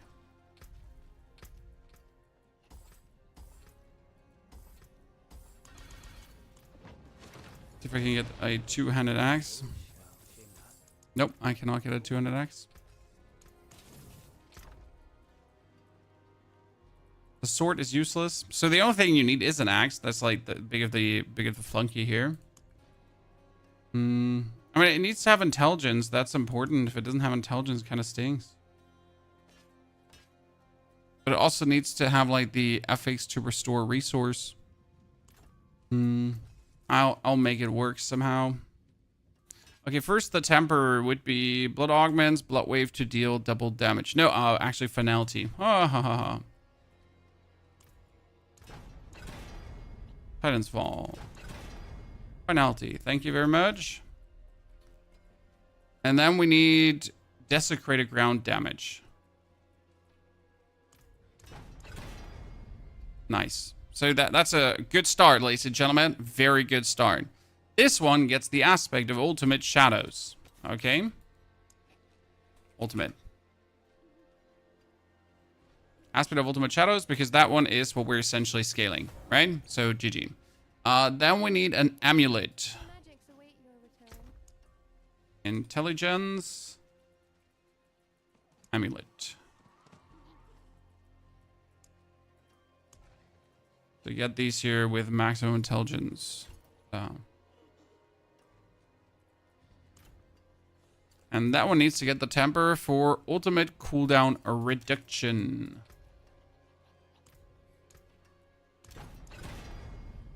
I don't know if I have actually the funds to make this work, right? Right now. Let's see, offensive would be also. So create a ground damage. Thank you very much, ladies and gentlemen. Look, it could be so simple. Now, the problems will be the rings because they need int max life and then damage over time. I'll keep my floor taut. Ring. Soon. So we need int max life.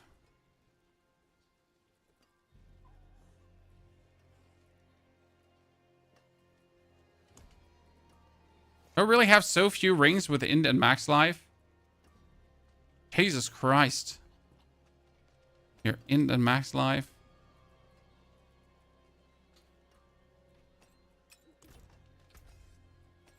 That one also needs to get the ultimate cooldown reduction. Oh, wow. We're okay. Cool. I mean, the game has pity with me because I said, like, I don't, okay. Okay. What is happening, chat? This is bad. This is bad because this means we're gonna have very, very bad luck in the future. It's not good. You think this is good? No. I'm like, something awful is gonna happen today. This is not shaping up well. I am genuinely scared of the future. Like something is gonna fall on my head and kill me, or I don't know.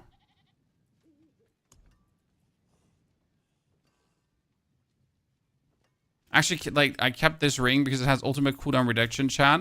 And now it only needs to get damage over time, like, offensive here, the Shadow Finesse. Okay, like, see, I'm so unlucky. Ah, man.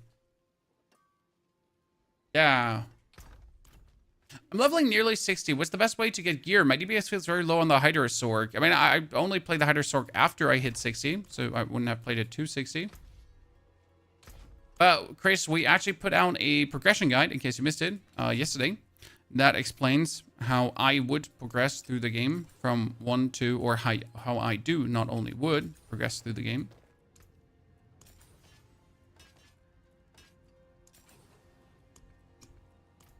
Okay, we need 2,000 intelligence. Now I need a chest piece. Chest. I could probably just take my chest here because it has everything that I need to have. Yeah. and just change nothing about it. Okay, that aspect of the cursed aura. Cooldown, intelligence, and max life.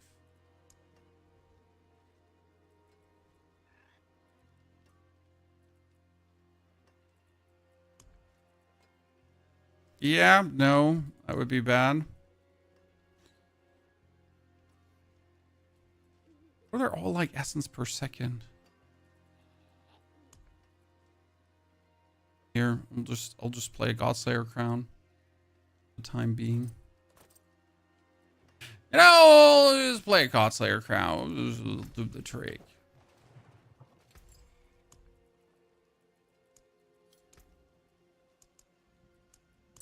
I have to put on the puny flawless topuses. How much int are we at? We're at almost 2,000 int. That's good. Okay. Then we need gloves. Gloves preferable, damage over time as well. But we figured out that all the gloves I have are trash, right? I mean, we literally figured out that all the gloves, like, it's overpowered damage. When I could take the one with armor, probably. Right?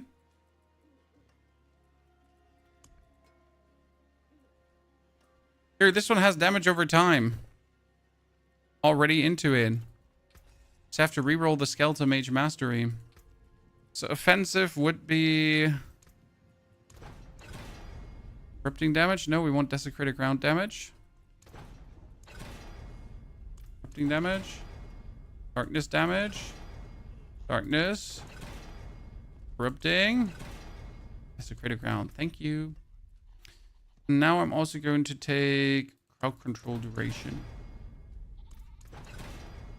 The impairment reduction. As I said, impairment reduction, chat. Okay, that would be the title aspect. It doesn't have to be on the two-handed weapon because that's just not good. Then please tell me I have fast blood or I'm going to start crying. Oh, I have fast blood.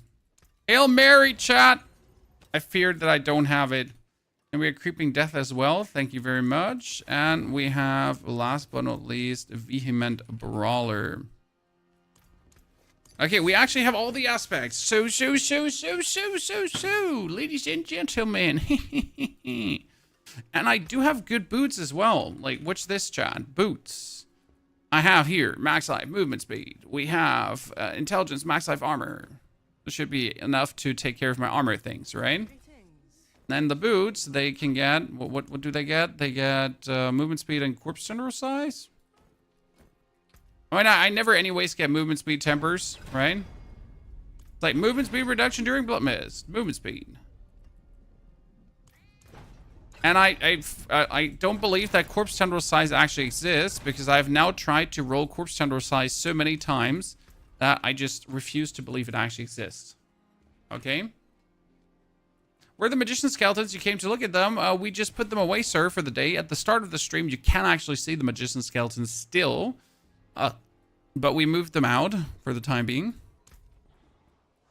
And we're trying out other builds. Don't worry, though. They're just one click of a button away. Right? I have them. 1 or 3.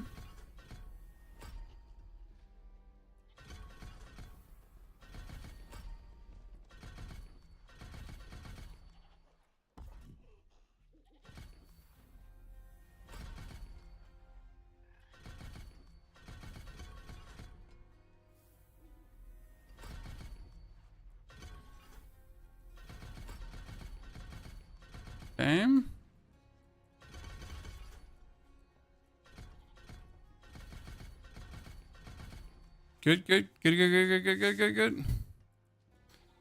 And affliction.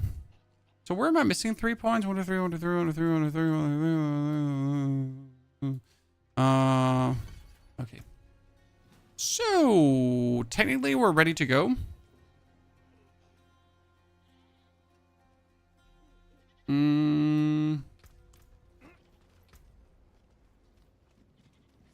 Got my Horadric jewels.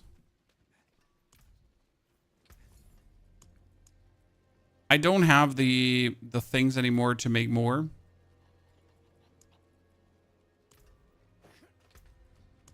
Can I just put diamonds in for the time? Like, can I just put diamonds in? And we're fine for now. Yeah. Yeah. Shaker from the Undercity. Let's go, sir. Harlequin Crest is love.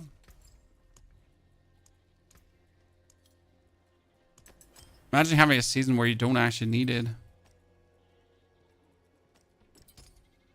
And I'm going to have to make myself unstoppable with a Tranquil Stone, so that one stays. But we're probably going to start doing the Bloody Charm for the Execute, right? So I don't need the bonus Barium. It's fine. And we can also do this for less damage from the enemy. Okay, so that should work.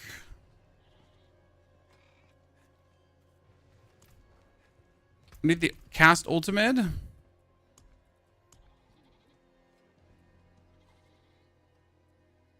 We get Neo in there. Cast ultimate for Cross Nova for the time being.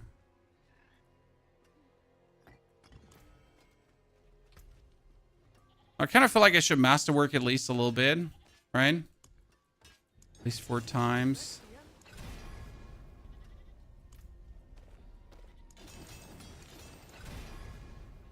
A bit of things under my belt. The problem about this masterworking is that it's obviously the most basic masterworking, right? I would have to like try to actually aim for things, specific things, instead of just taking whatever I get offered. But I don't have the money to aim for specific things because resetting is just too expensive. I mean, for some reason, Blizzard thought that keeping this cost to reset at 5 million is just appropriate, right?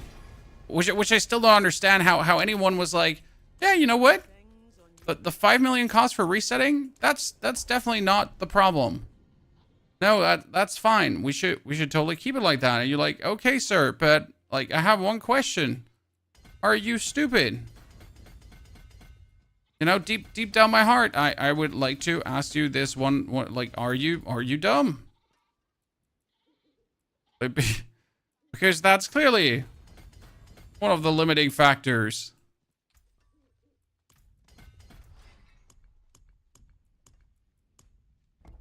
Right?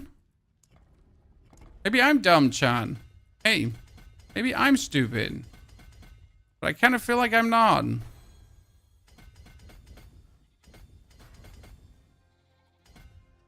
Oh, I don't have the Scorch Glyph leveled up. True.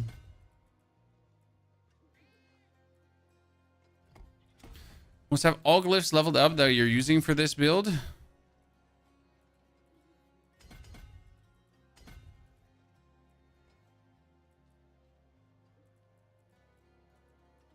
Need you to be 15.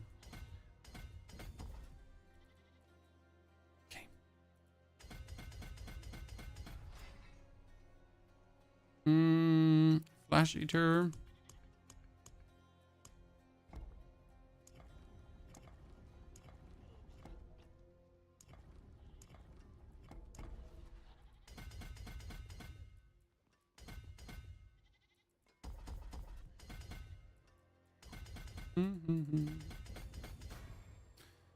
That's Abyssal. Luckily, I am using Abyssal.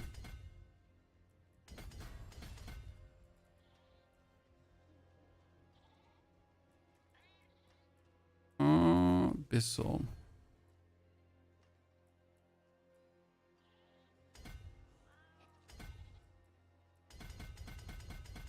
Leave that maximum life out for now.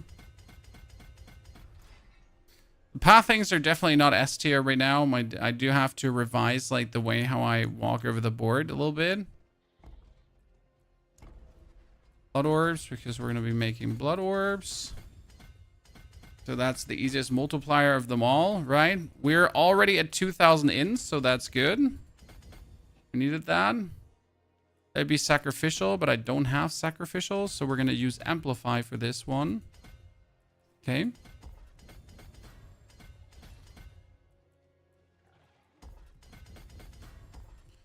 Good. Amplify. 30.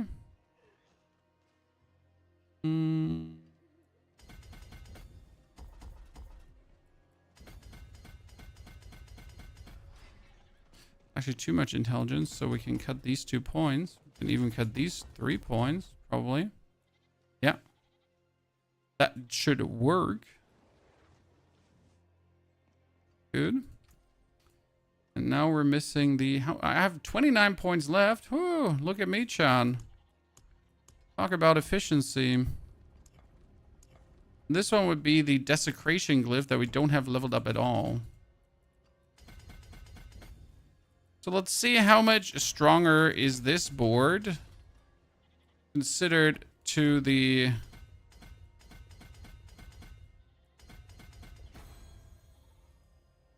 25. So we just have to activate this one. So we have even Paragon points left. We have every single glyph activated, right?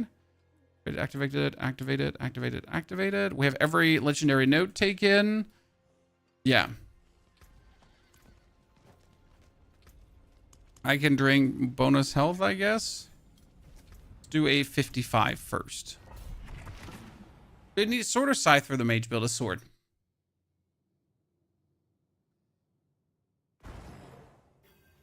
Lilith was bugged. I've heard that now 2 times. Oh shit, I have the wrong skills.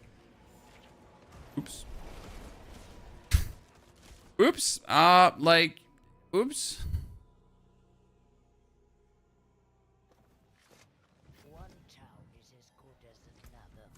I has the wrong skills.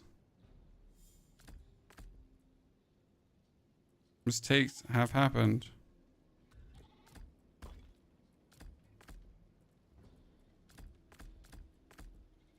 Okay. Let's do it again. Second passing.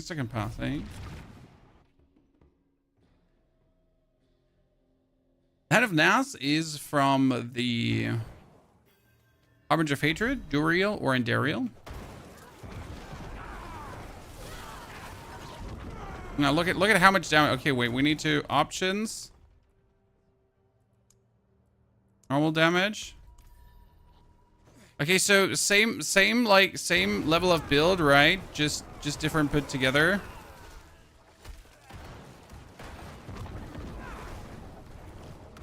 And the minions don't even have enough life to endure the damage you're dealing to them.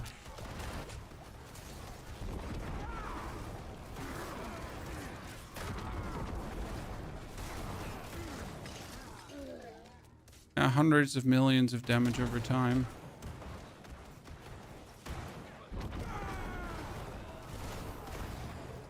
The cooldown requirements are definitely steeper right now.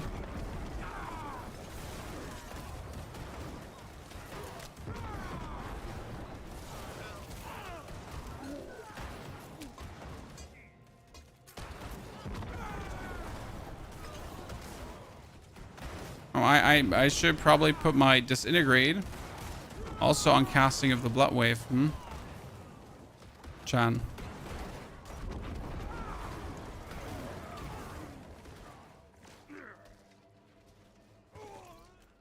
I'll change that.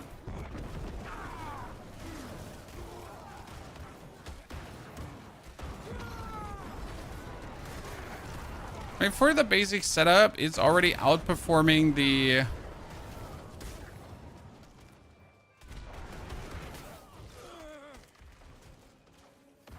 Bone Spirit. Also in terms of simplicity. You might just be sick of this playstyle though, right? Don't need any Uber gear. None of my builds needs Uber gear. My builds are all concepted and made to function very well without Uber gear. Would Uber gear make them stronger? Yeah, it would. That doesn't mean that you need it. Or should ever need it.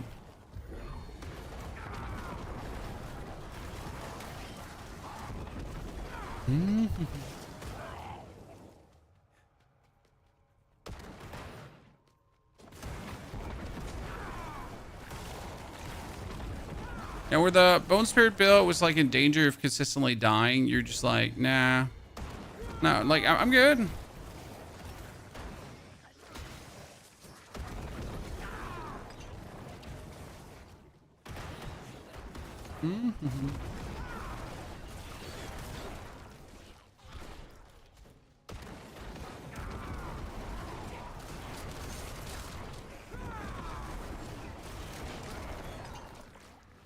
Good. I mean, this would be vastly better to scale than the Bone Spirit one.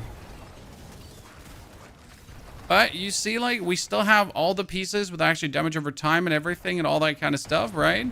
And yet our damage is like, is okay. Is nothing too crazy. And 2 of our glyphs are now lowballing right now, so that's definitely playing a role here. Gonna see how much damage the damage goes up versus a boss, though. I mean, we're also lacking right now the resource restoration that our two-handed weapon would usually grant us with the roll on resource restoration. That's certainly missing. Okay.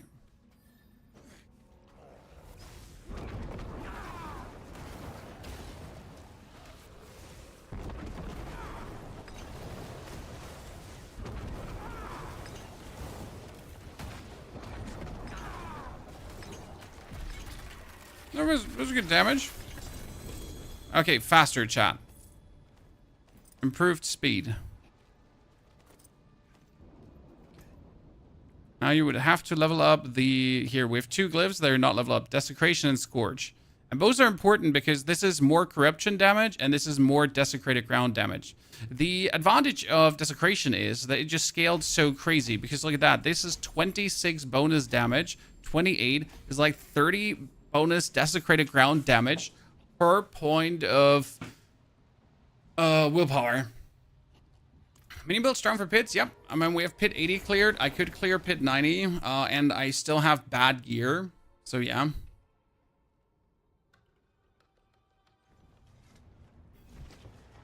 There is a lot of headroom.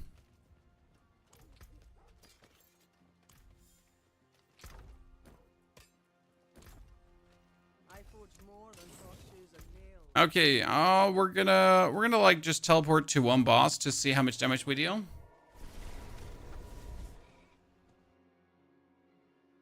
What do you think so far? Damage over time, chat? Would you again play a Poopmancer?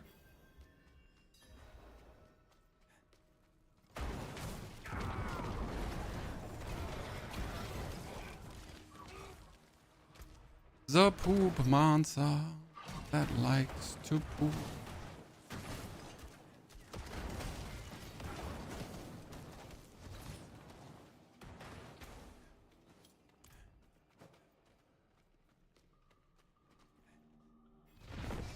Okay, don't get hit. Oh, I forget to again move this to position number 2.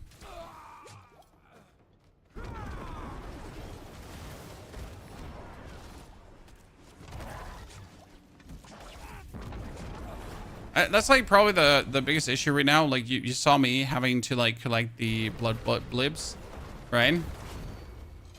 I was not getting it. I also need to change this to, we get the Bloody Charm, we get the Catalyst makes you unstoppable. We also need the Catalyst makes vulnerable for 8 seconds because we have no other vulnerable source. Then on top of the vulnerable, I need...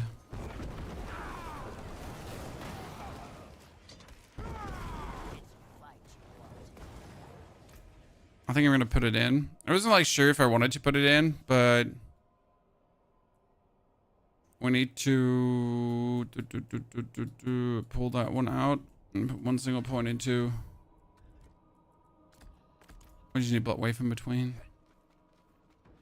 There's no sense to play without it, right?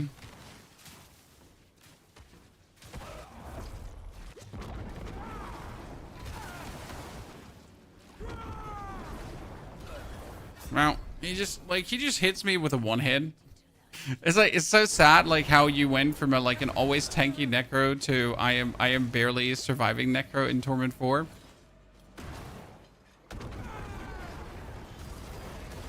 Usually you would have like so much life that you just survive a hit, but you just don't, right?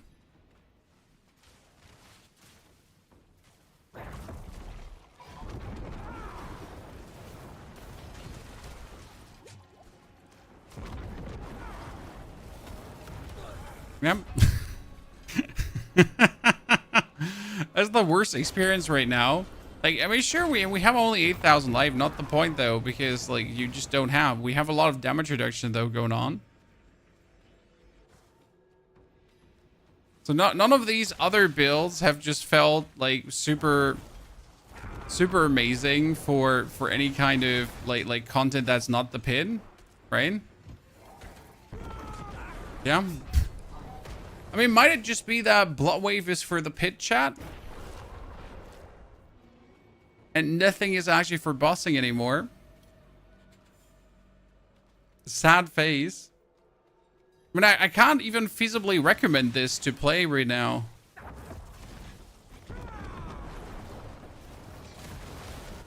Because you would have to look out while you're doing boss fights. You've never had to look out while doing boss fights.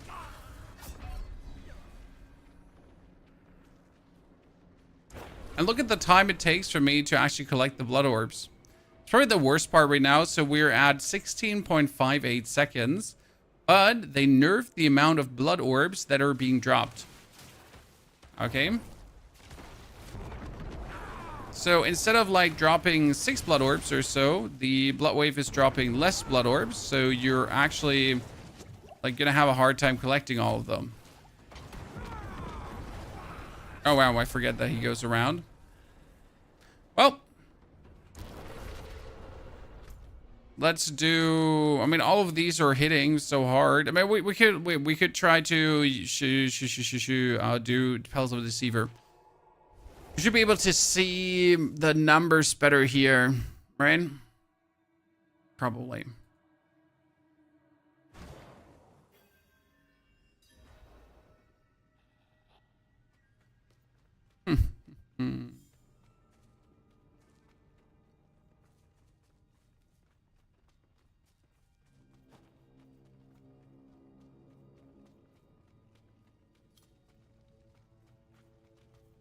I wonder if the overpower version is still strong of this one, because like considering that like max life was just so good.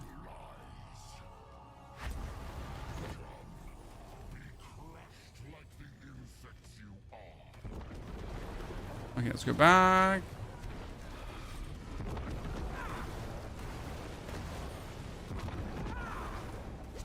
Oh.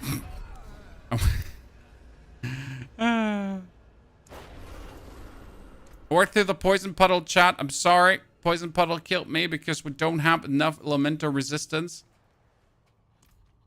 It's actually sad this season. How hard it is to get elemental resistance rolling.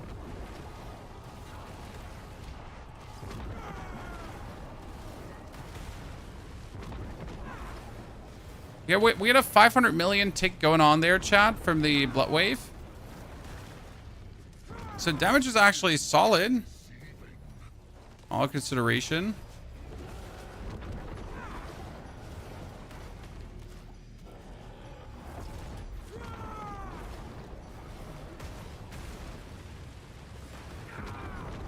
But obviously, even if it's ticking for 500 million, that's not really impressive. Considering that the man has like multi-billions of HP going on, right? So like that's the damage we're having. But obviously I could masterwork all the pieces, but even then, I mean, like I do know you can get multiple billion damage out of this, so I know it's possible.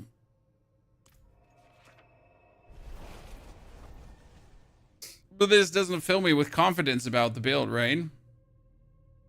In terms of how much do I have to put in to actually get it there.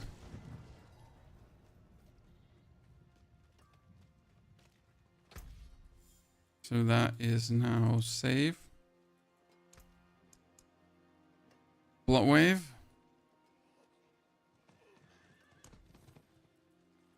Go equip our beautiful minions bag. Had five points since then.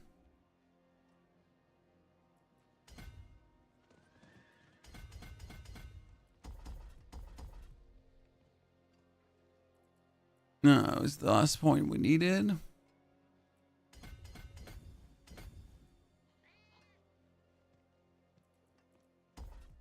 I should get that.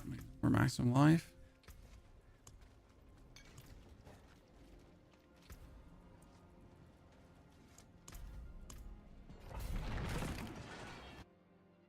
Is it harder to get resistances this season, MC? Because you're going to play the Herodic Jewels, and the Herodic Jewels are giving you 6% instead of 12% resistance per jewel. So you're going to miss out on 18% resistance that you would usually have.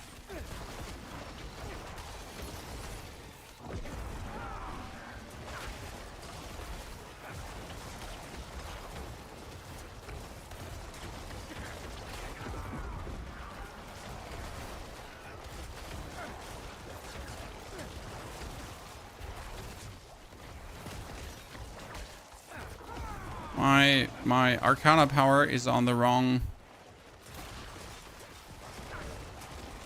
thing. And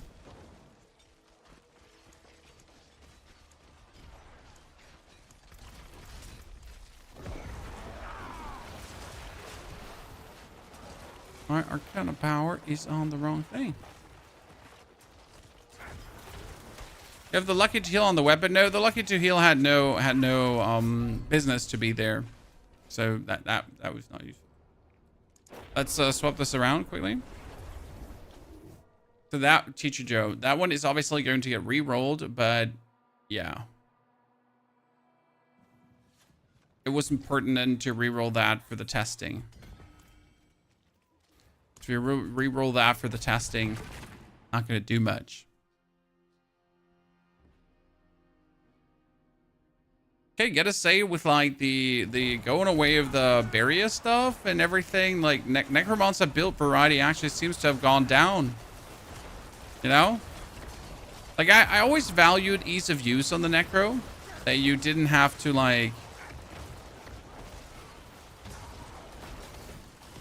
go completely bonkers to like basically make builds work. And I gotta say that ease of use kind of feels out of the window a little bit now.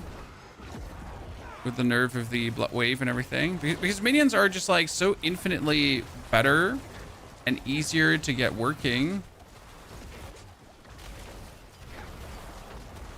than the other builds. Kind of like does not motivate to play the other builds. Like if I consider like the things you had to do to get the Shadowbone Spirit running. I mean, yeah, the Shadowbone Spirit is more fun because you're actually actively playing something, but when it comes down to like being able to do content, it is just king. Oh, sorry. Is that minions just king? It's silly how useful they are. I guess I could play Bone Spirit to farm the... You play Bone Spirit to farm the Undercity faster, right? So it might be considered a Undercity farm build. Maybe. Because minions are obviously not good at running and killing things and that kind of stuff. Right? Just doing some thoughts about running the Archmage build with Shadow Blight or Affliction. Nope, not worth it. I mean, right now, the Callan's Edict, my friend, gives you... What was it? 3% bonus damage per minion. You have 12 minions. It's 36% bonus damage and 36% attack speed, but it's also 36 bonus damage per minion. Which is quite significant. But most importantly is actually the attack speed, because the faster they attack, the more Mandelen hits they get going, and the faster they attack, the more DPS they have. I mean, surprise! Would have guessed that they have more DPS when they attack faster. Not me. Shocker. So yeah, that's like where you're stuck. Like you just know how useful Callan's Edict is. In Affliction, for example, would be 45% damage instead of the 36, but it would also be lacking the bonus to attack speed. So straight up worse, in my humble opinion.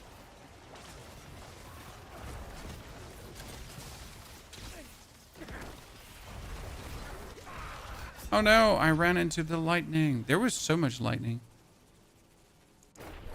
The problem I have with the minions, their mage is always so far back. I like to run pieces that give them more damage over time, so by spawning new ones, I get to reduce the damage. I mean, so I'm sorry, I should probably not read the chat while I'm just walking around. The thing about the mages is that in terms of play style, you actually have to actively rush forward, which is kind of like weird for the Necro. Because usually you want your minions to engage, but that one is over. You need to be the one that engages, because if you're not engaging, then that's not going to work. So yeah, like you have your mages. They are technically staying back. They also get teleported out of the way if they take damage.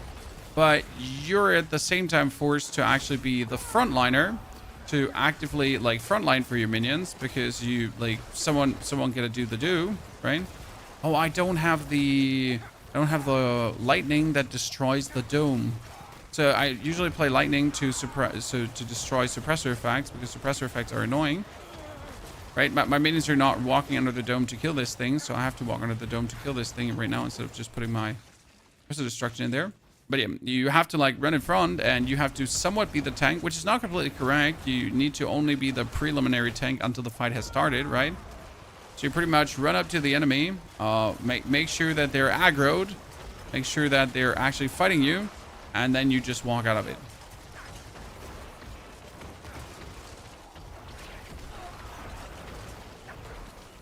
But you still need to do like be the first one to engage, and if you're not the first one to engage, that whole thing doesn't work. Are you liking this season better than last? I like the new builds they put in.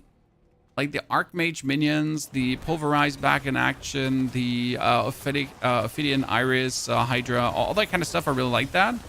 I am not the biggest fan of the powers. Like, boss powers were just better. The Nightmare Dungeon escalation is very well done. So as a permanent change to the game, that we're now having Nightmare Dungeon escalation is actually really cool. So that's a really big thumbs up.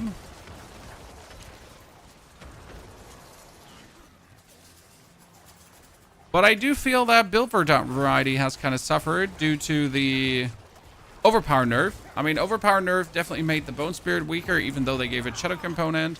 Overpower nerf made the Bloodwave weaker. Overpower nerf destroyed Bloodlands, Bone Spear, and also Blood Surge. So all of these builds are unusable.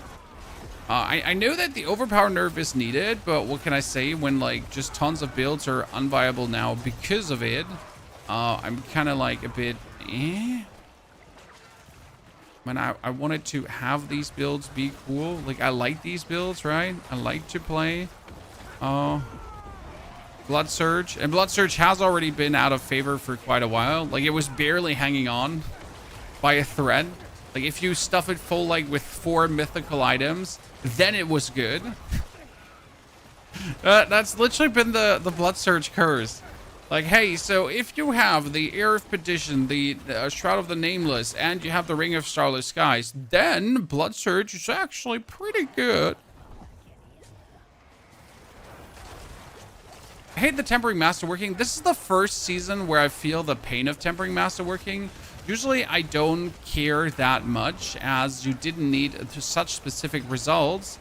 But right now, for every build I need, I was forced to like make sure that my tempering hits very specific things to actually get like even something out of it, right? For example, here, like with the Hand of Nas, like I need the Skeletal Mage Mastery to really be hit. But if I don't actually hit the Skeletal Mage Mastery, none of the others is even remotely as good as, so that's kind of shitty. Ring of Mandela, kind of the same. I need to hit also the Masteries, or it's like, it's literally bad. On the, I need to hit the intelligence there, like, so there was like, I feel like, yeah, the RNG weighs heavier, right? Bad outcomes are worse. Rolling the same stats 6 times is bad and frustrating. Yes, absolutely. I mean, we have more Opticite than ever, so I think more people than ever will actually masterwork.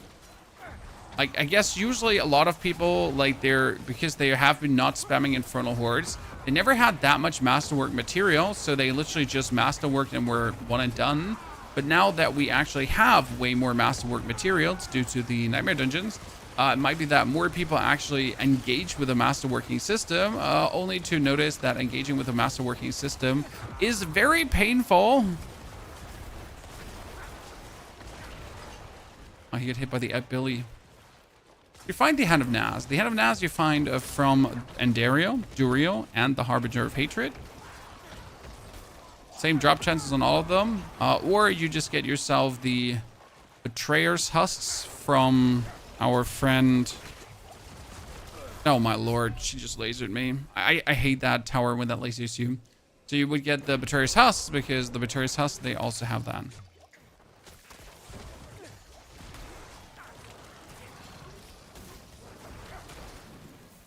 So Belial.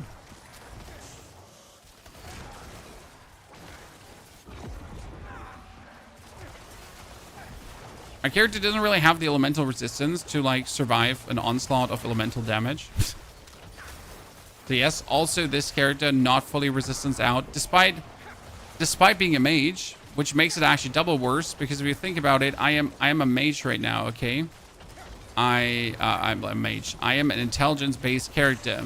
I have a lot of intelligence. Intelligence is factoring into the all resistance, right? And yet, I not fully resistance out. So, make it of that what you want. All right?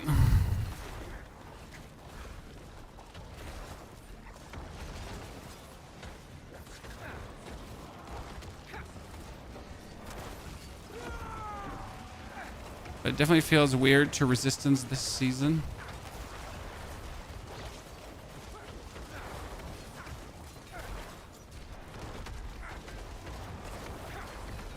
More lucky hit, lads.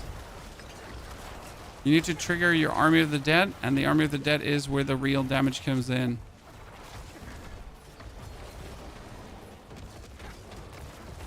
Come on, lucky hit it. There's the billions rolling in.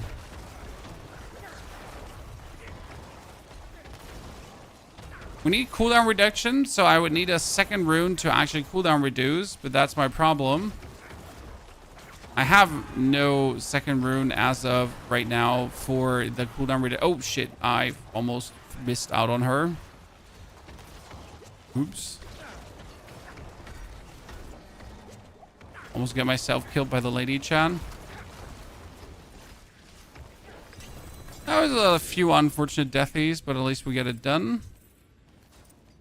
Hit 80, ladies and gentlemen. Essence +2. That's a question. Do I even Desecration +4 right now? Do I even vibe with that? Brought up Abyssal. Abyssal needed to go up because that's non-physical damage, so that's good for all of them. We brought Dominate up. So technically we need to bring Desecration up as well.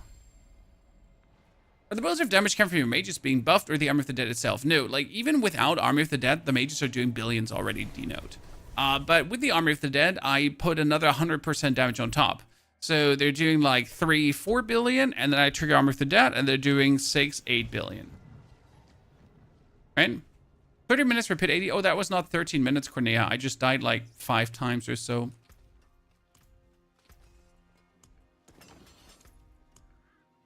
Because of this little problematic here.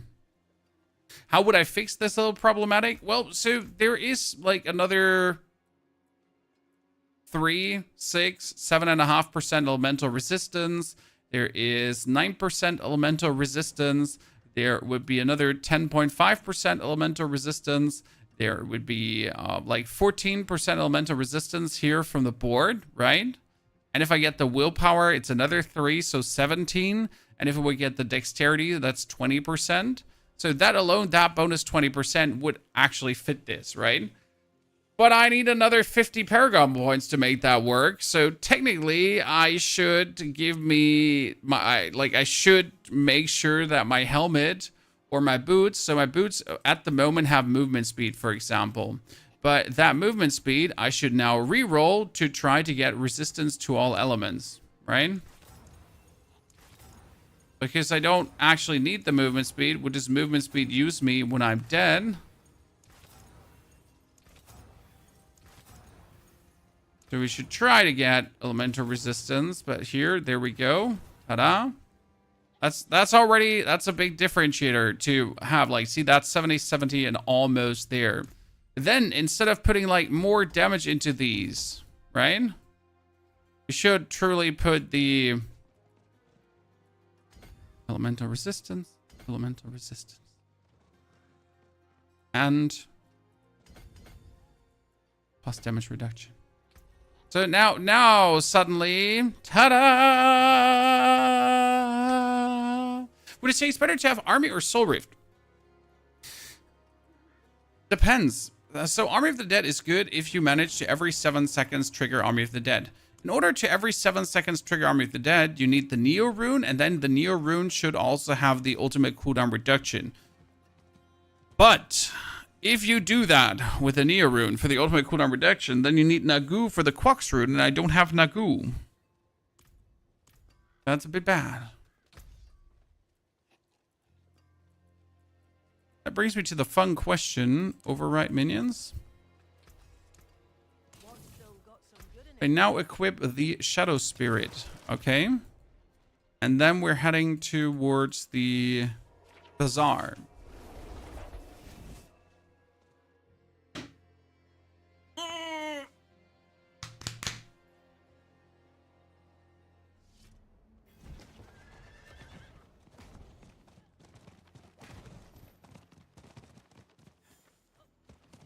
Why disintegrate so good for Necro? It's low cooldown. You're using disintegrate because it has a low cooldown, and since it does have a low cooldown, you can spam it.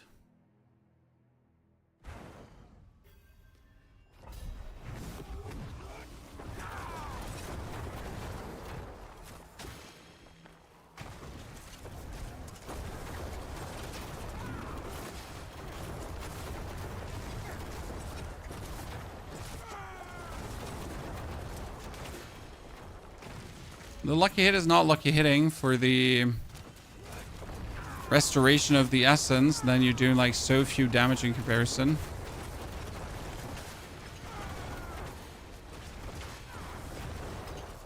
Right?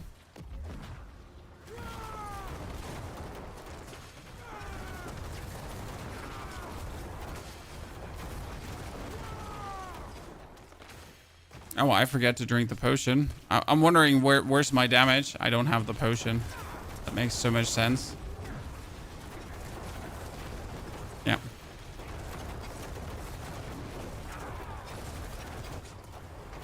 Without the bonus, no overpowers, right?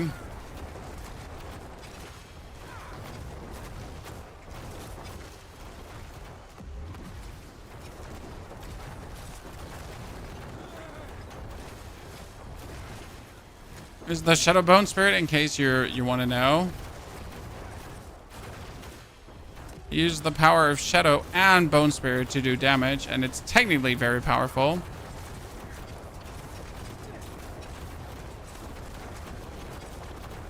But practically turns out weaker than you want it to be, sadly.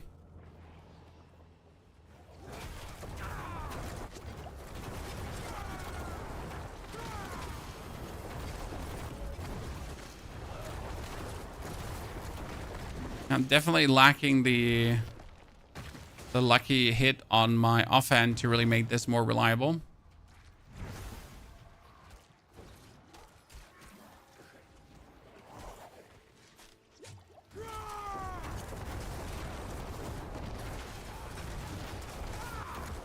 The problem with the Undercity compared to the pit is that people die too fast. How can people die just fast, Pony? Well, the thing is, if people die on one hit, then you can't hit them again to get lucky hit to then get your resource.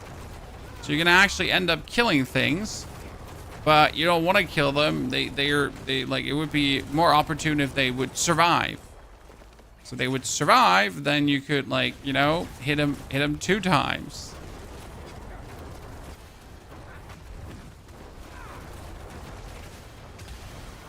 So weird. So the idea of using Bone Spirit for the speed farming here is also not really an idea.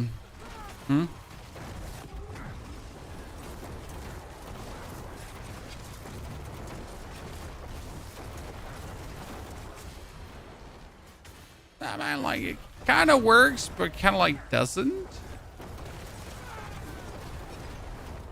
600 million hit. Congratulations.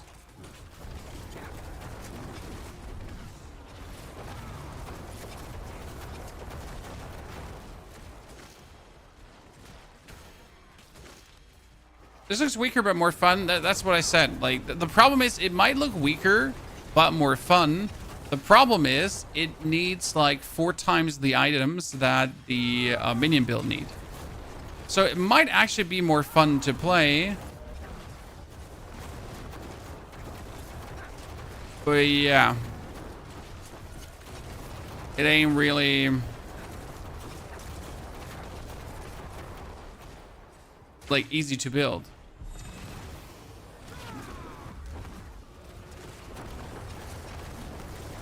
Because you need to kind of have like the 275 resource again, and then you need to have the items to like get you the permanent overpower.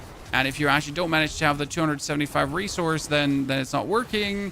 So like you already need like a significant investment to get this done. I am not having my disintegrate on the right button as well. Oh goodness Christ. Chat, what is like wrong with me today? In terms of where's the disintegrate? No wonder we're not permanently unstoppable.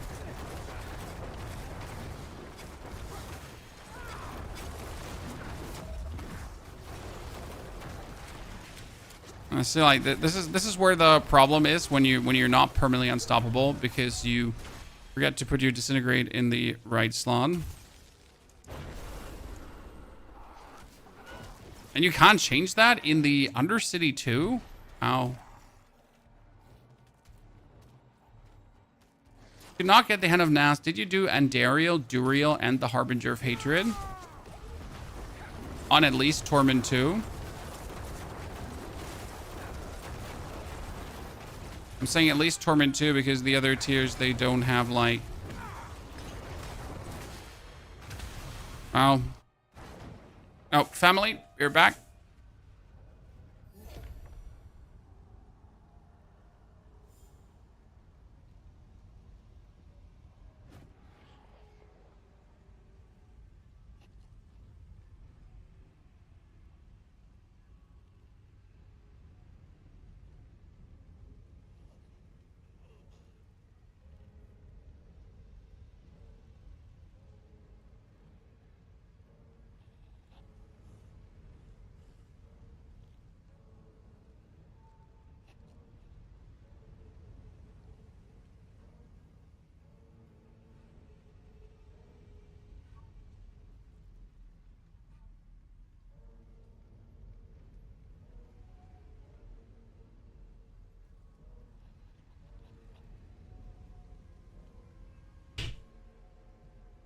Okay, so, ladies and gentlemen, let's lay out the passing. And for some reason, I cannot change. Like, I'm surprised that you cannot change this in the Undercity as well. Okay, we need to do that here. Find him.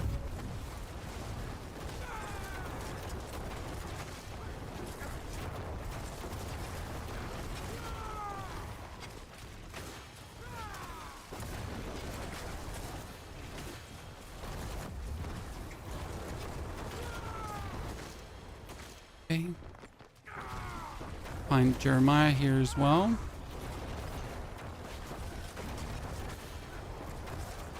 The biggest holdsy backsies right now is really the not Lucky hitting enough for the resource restoration. Why this build has always been considered like a very good pit build, right? But then after like the pit build, it's like that was it. Like it was a good pit build.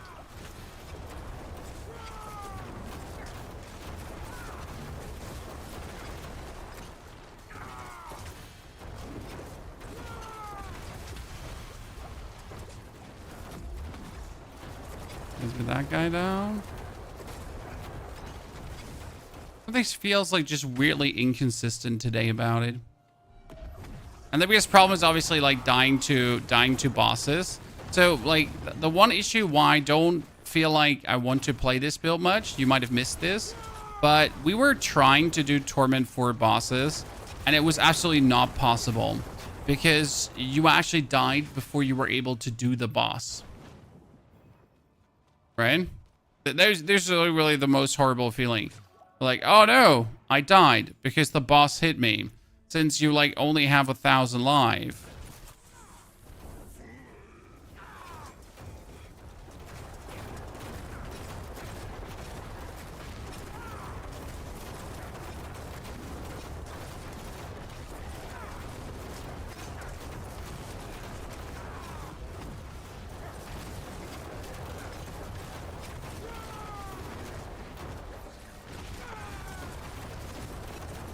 The damage makes no. I beat him, chat. See, I need a Nagu rune. Yeah, that was definitely not faster than doing it with minions. that was indeed not faster as if I would have done it with minions, ladies and gentlemen. Kudel, by the way, thank you for the brand new Prime Gaming subscription. Kudel, good to see you there. Appreciate it. Okay, well, then I would say Minions is so far the build to play. Huh. That's amazing. I mean, obviously, if I now invest way more resources into these builds, right? If I manage to get the actual, like, multiple, like, things, that would work. But that's the issue. Like I couldn't actually use the build to farm the equipment, right? So I still need to play minions to make meaningful progress, to hope for a chest with macabre skills, to hope for a greater affix path of Tragul, to hope for a greater affix Banished Lord's Talisman. But I really need to play minions to that point. Or it's sucky sucky. That's so interesting. In Torment 3, I find the Sever build faster and more fun than the minions, considering I don't have to backtrack for loot. In Torment 3, you can almost play everything, Teacher Joe. That's the advantage of Torment 3 in general. Like, even, like, any of these builds, right? The Bloodwave build, the Bone Spirit build, they would absolutely tear up Torment 3. I would be flying like a rocket through Torment 3. Torment 4 is though build different, right? And for Torment 3, you only need 1 billion damage in total to kill a tormented boss. In Torment 4, you need a couple billion damage. Is the loot so much better in Torment 4? It's not the loot, it's the Opticide and stuff like that. So the actual Opticide drop rate is vastly higher. Like you're just getting like almost twice the amount of Opticide. And the loot density is bigger. So it's not actually a question of if it is better, it's like, it's kind of like your goal, right? And why play the season if you're then not trying to reach Torment 4, pretty much.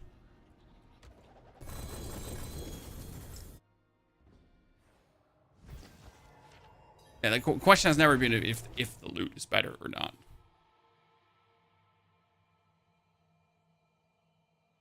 Have you tried Blight? Blight works, definitely. I've seen Blight builds do good.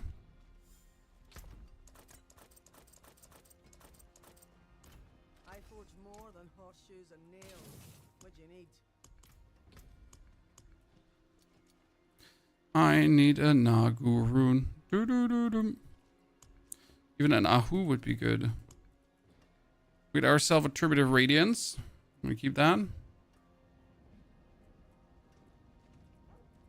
Ooh, an Opticide Mine. Okay, I got 6,000 Opticide. How much can I get?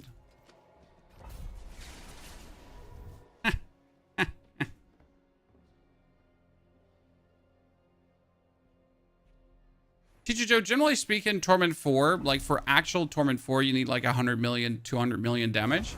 So let's say doing Hell Tides in Torment 4, doing Infernal Hordes in Torment 4, like 200 million damage is like decent for that, right?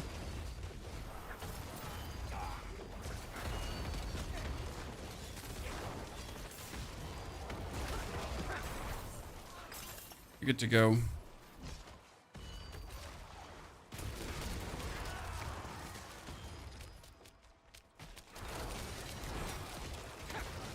But then to kill tormented bosses, but it's a bit further.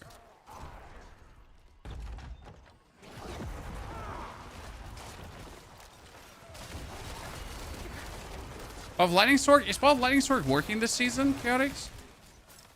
I hadn't heard like anyone actually giving Ball of Lightning a consideration. Everyone was like, Hydra, Hydra, Hydra, Hydra.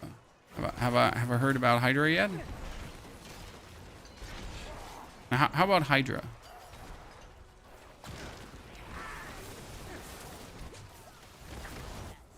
To kill these guys and actually check like how much Opticide they would be dropping. Oh, Opticide density is higher.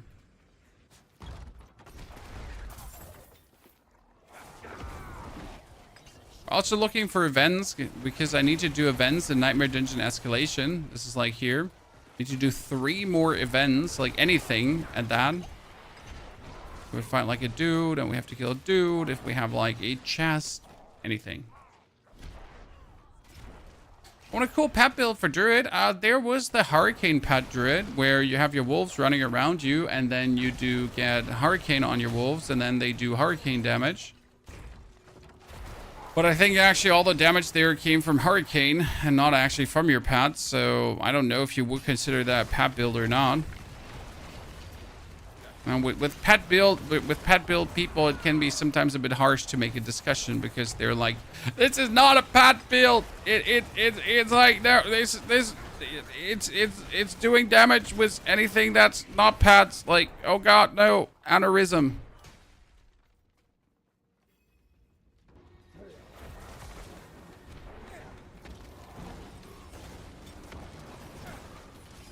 It requires snapshotting. I mean, always, every single druid build requires snapshotting. The logic Ring of Mendeln build is not a minion build. Ring of Mendeln is actually not doing the damage.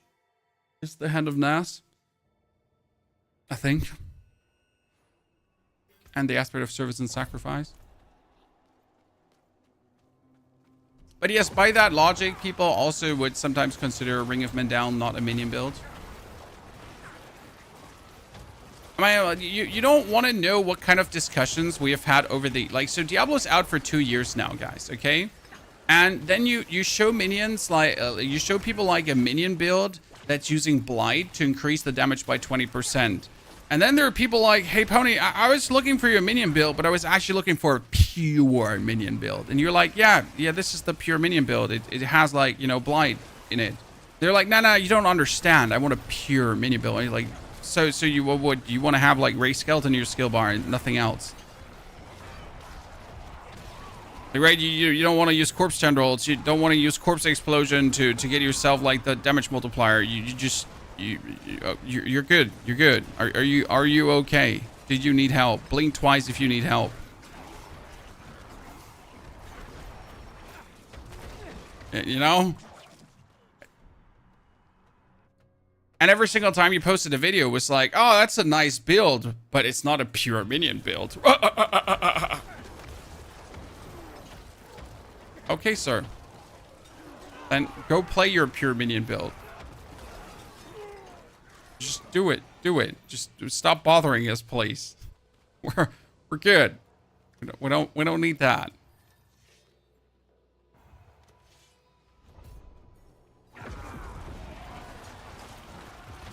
Always fun out there.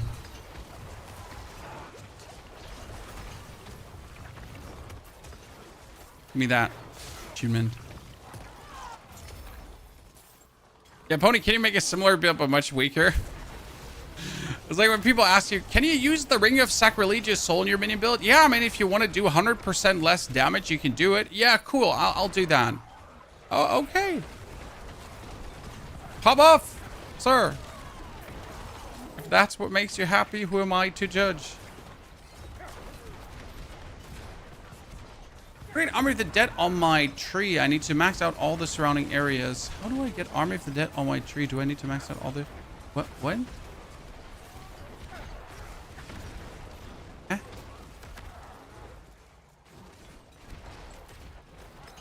Sir? You have me at a distinct disadvantage because I don't know what you mean. Hey, Mario, you gonna stay there, partner?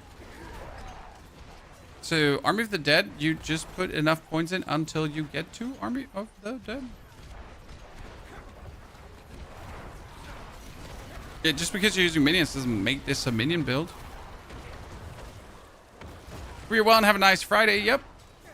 It's going good. I mean, like, the only problem we're having is that today I spent all day long to work on 2 shadow builds, and the outcome is that both shadow builds are too weak to be fun. They're not bad. So the Bloodwave is good. The Shadow Bloodwave is good. And I can definitely make it stronger with more master working. The same goes for the Bone Spirit. But again, I need such specialized gear to make it work. So I can literally not play the Bone Spirit until I've played this build for another 10 hours.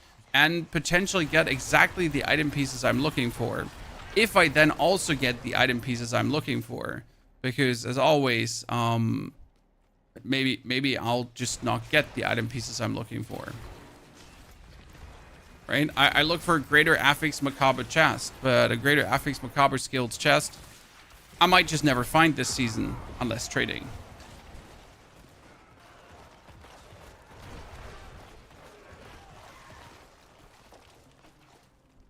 Okay, Mario, that's actually intriguing statistic to have. I wasn't aware that we get a YouTube update like this. Should definitely pay more attention to that. If you have this build up, we just uploaded it this morning, Rocket. The build is up, the explanation is there, the complete video where we go down on survivability, how you make sure that you're actually unstoppable, how you make sure you have the barrier, how you like really do every single thing step by step by step by step. How to like how the gameplay loop actually looks like. So yeah. Quite useful. And then tomorrow's video was actually supposed to be about the shadow builds, but that's a dud now.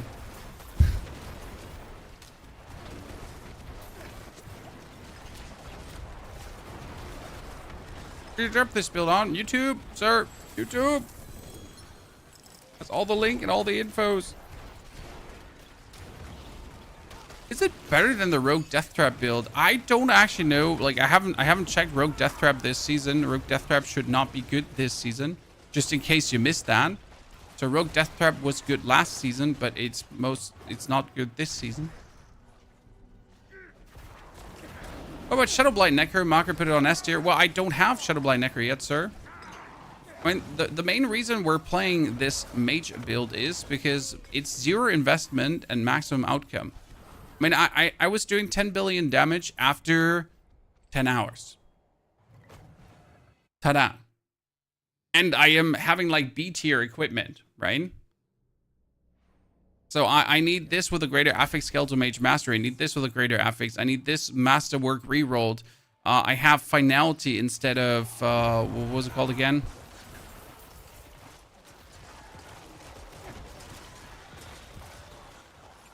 Finality instead of the other thing that's not finality. Titan's Fall. Titan's Fall. Sumage improvement possible still for more damage.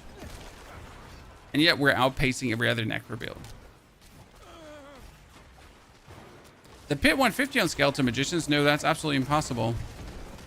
The only way how you do Pit 150 is if your build is bugged, sir. You need trillions of damage. So, like, I can scale this up to 100 billion damage, okay. 100 billion damage is realistic. But you need trillions to do anything close to Pit 150. This build, definitely Pit 100.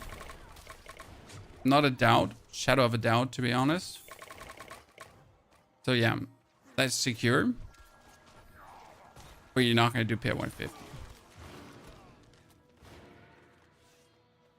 Pit 150 is pointless? Yes, sir. I mean, everything after Pit 70 is currently pointless. Now, people will go to battle with you about this, but, you know, Pit 70 is what you have to do for the seasonal journey, for the very last seasonal tier to actually finish the season and get yourself the Resplendent Spark. So, Pit 70 is what my builds aim to beat, and if my builds beat Pit 70, then that's good. Because I gotta, like, you gotta understand, what does the casual player want to do, right? What does the 90% of the community want to do? They're probably gonna play. They're gonna beat the battle pass. They want to beat the seasonal journey, as the seasonal journey usually has, like, a cool permanent reward, right? You get that new pet here if you beat the seasonal journey. Ergo, you need to have a build that can at least do Pit 70. Because if you don't have a build that can do Pit 70, how are you else going to get it done then? That's also why we're doing these events here right now, so I can finish the Nightmare Dungeon escalation theme. Yeah, there's no fun in builds with 0.1% gear to work. That's a bit the problem with these shadow builds, right? So the shadow builds right now, they need incredible gear to really excel.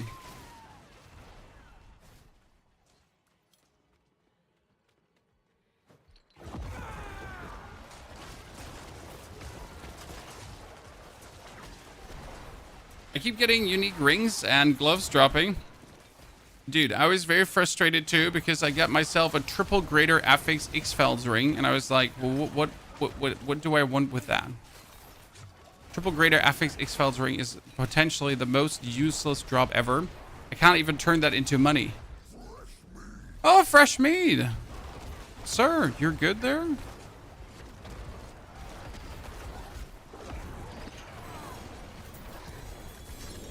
That's a shame that someone would do that to you. Poor guy, Chan. Oh, I'm actually surprised that there was like not a single bloodstone. Was on the left side. That mean all three bloodstones are on the right side? It does.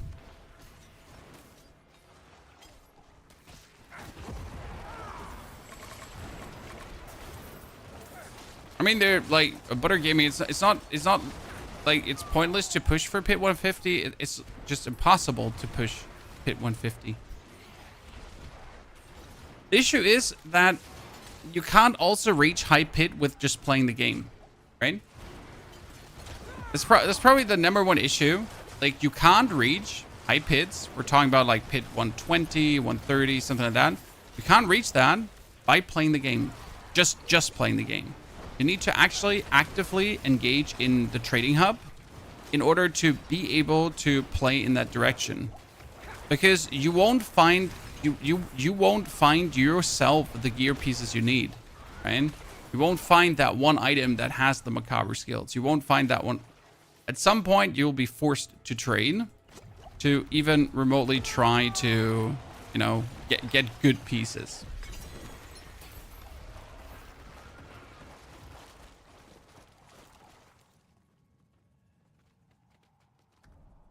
Is it? Have you tried Soul Rift instead of Army of the Dead? Soul Rift doesn't do anything for the build. A rocket pack. I don't know if you understand that they nerfed Soul Rift to the ground. So Soul Rift at this point does only do vulnerable and 15% more damage. That's it.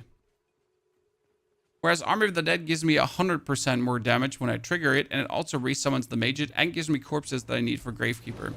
So it actually does like many things at the same time that are quite remarkably good for this build.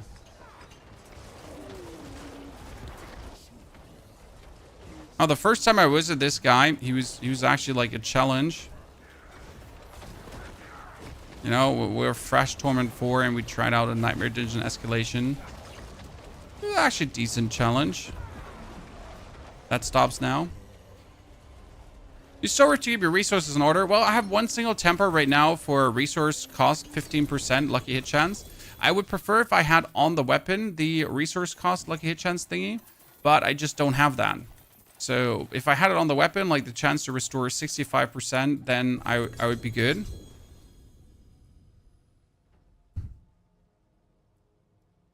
Oh, this is fine. This is sad. This is fine. That's sad. Sad. Fine. So that was Mr. Astaroth, ladies and gentlemen. That was a Nightmare Dungeon escalation.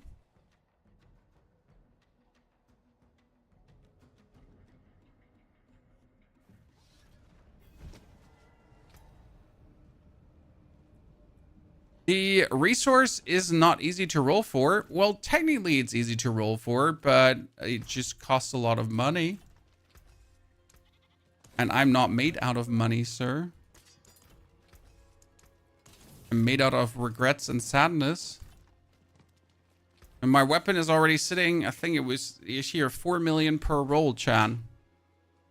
I only have 55 million.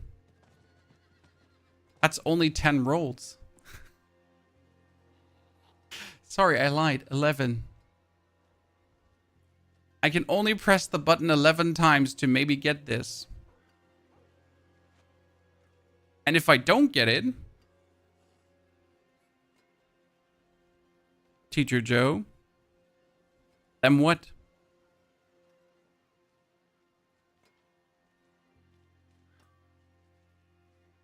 That's the big problem there, right? Okay, ladies and gentlemen, conclusion. Shadow Spirit fun, but shit. And too much investment right now. And then the Shadow Wave, also, like, the problem with these two builds is they struggle with Torment 4 bosses. So right now, minions destroy Torment 4 bosses. Shadow Spirit does not do anything to Torment 4 bosses. And Bloodwave did also not do anything to Torment 4 bosses. Yikes. Right? That's a big stinker. Now, ladies and gentlemen, I'd say we're going to be ending it here today, as I have to take care of the children. We'll have to dig a bit more into the Shadow builds and see what we can do with that. On Sunday, though, we will actually level up the Druid, as I'm looking forward to play the Pulverize build. So Druid Pulverize, it's already like marked down, is going to be epic. Now, I will think today a little bit more about how can I make the Shadow builds work, okay? Because I'm not accepting that the Shadow Spirit is like not as good as I want it to be, and that I need all that crazy equipment. We'll see. Thank you very much for coming, lurking, chatting. The actual Hand of Nas Necromancer is uploaded. The video for that is out, so do watch it. I wish you all a great, good evening, night, day. Hope you have a fantastic one, and hope to see you all on Sunday for the Druid leveling. Take care.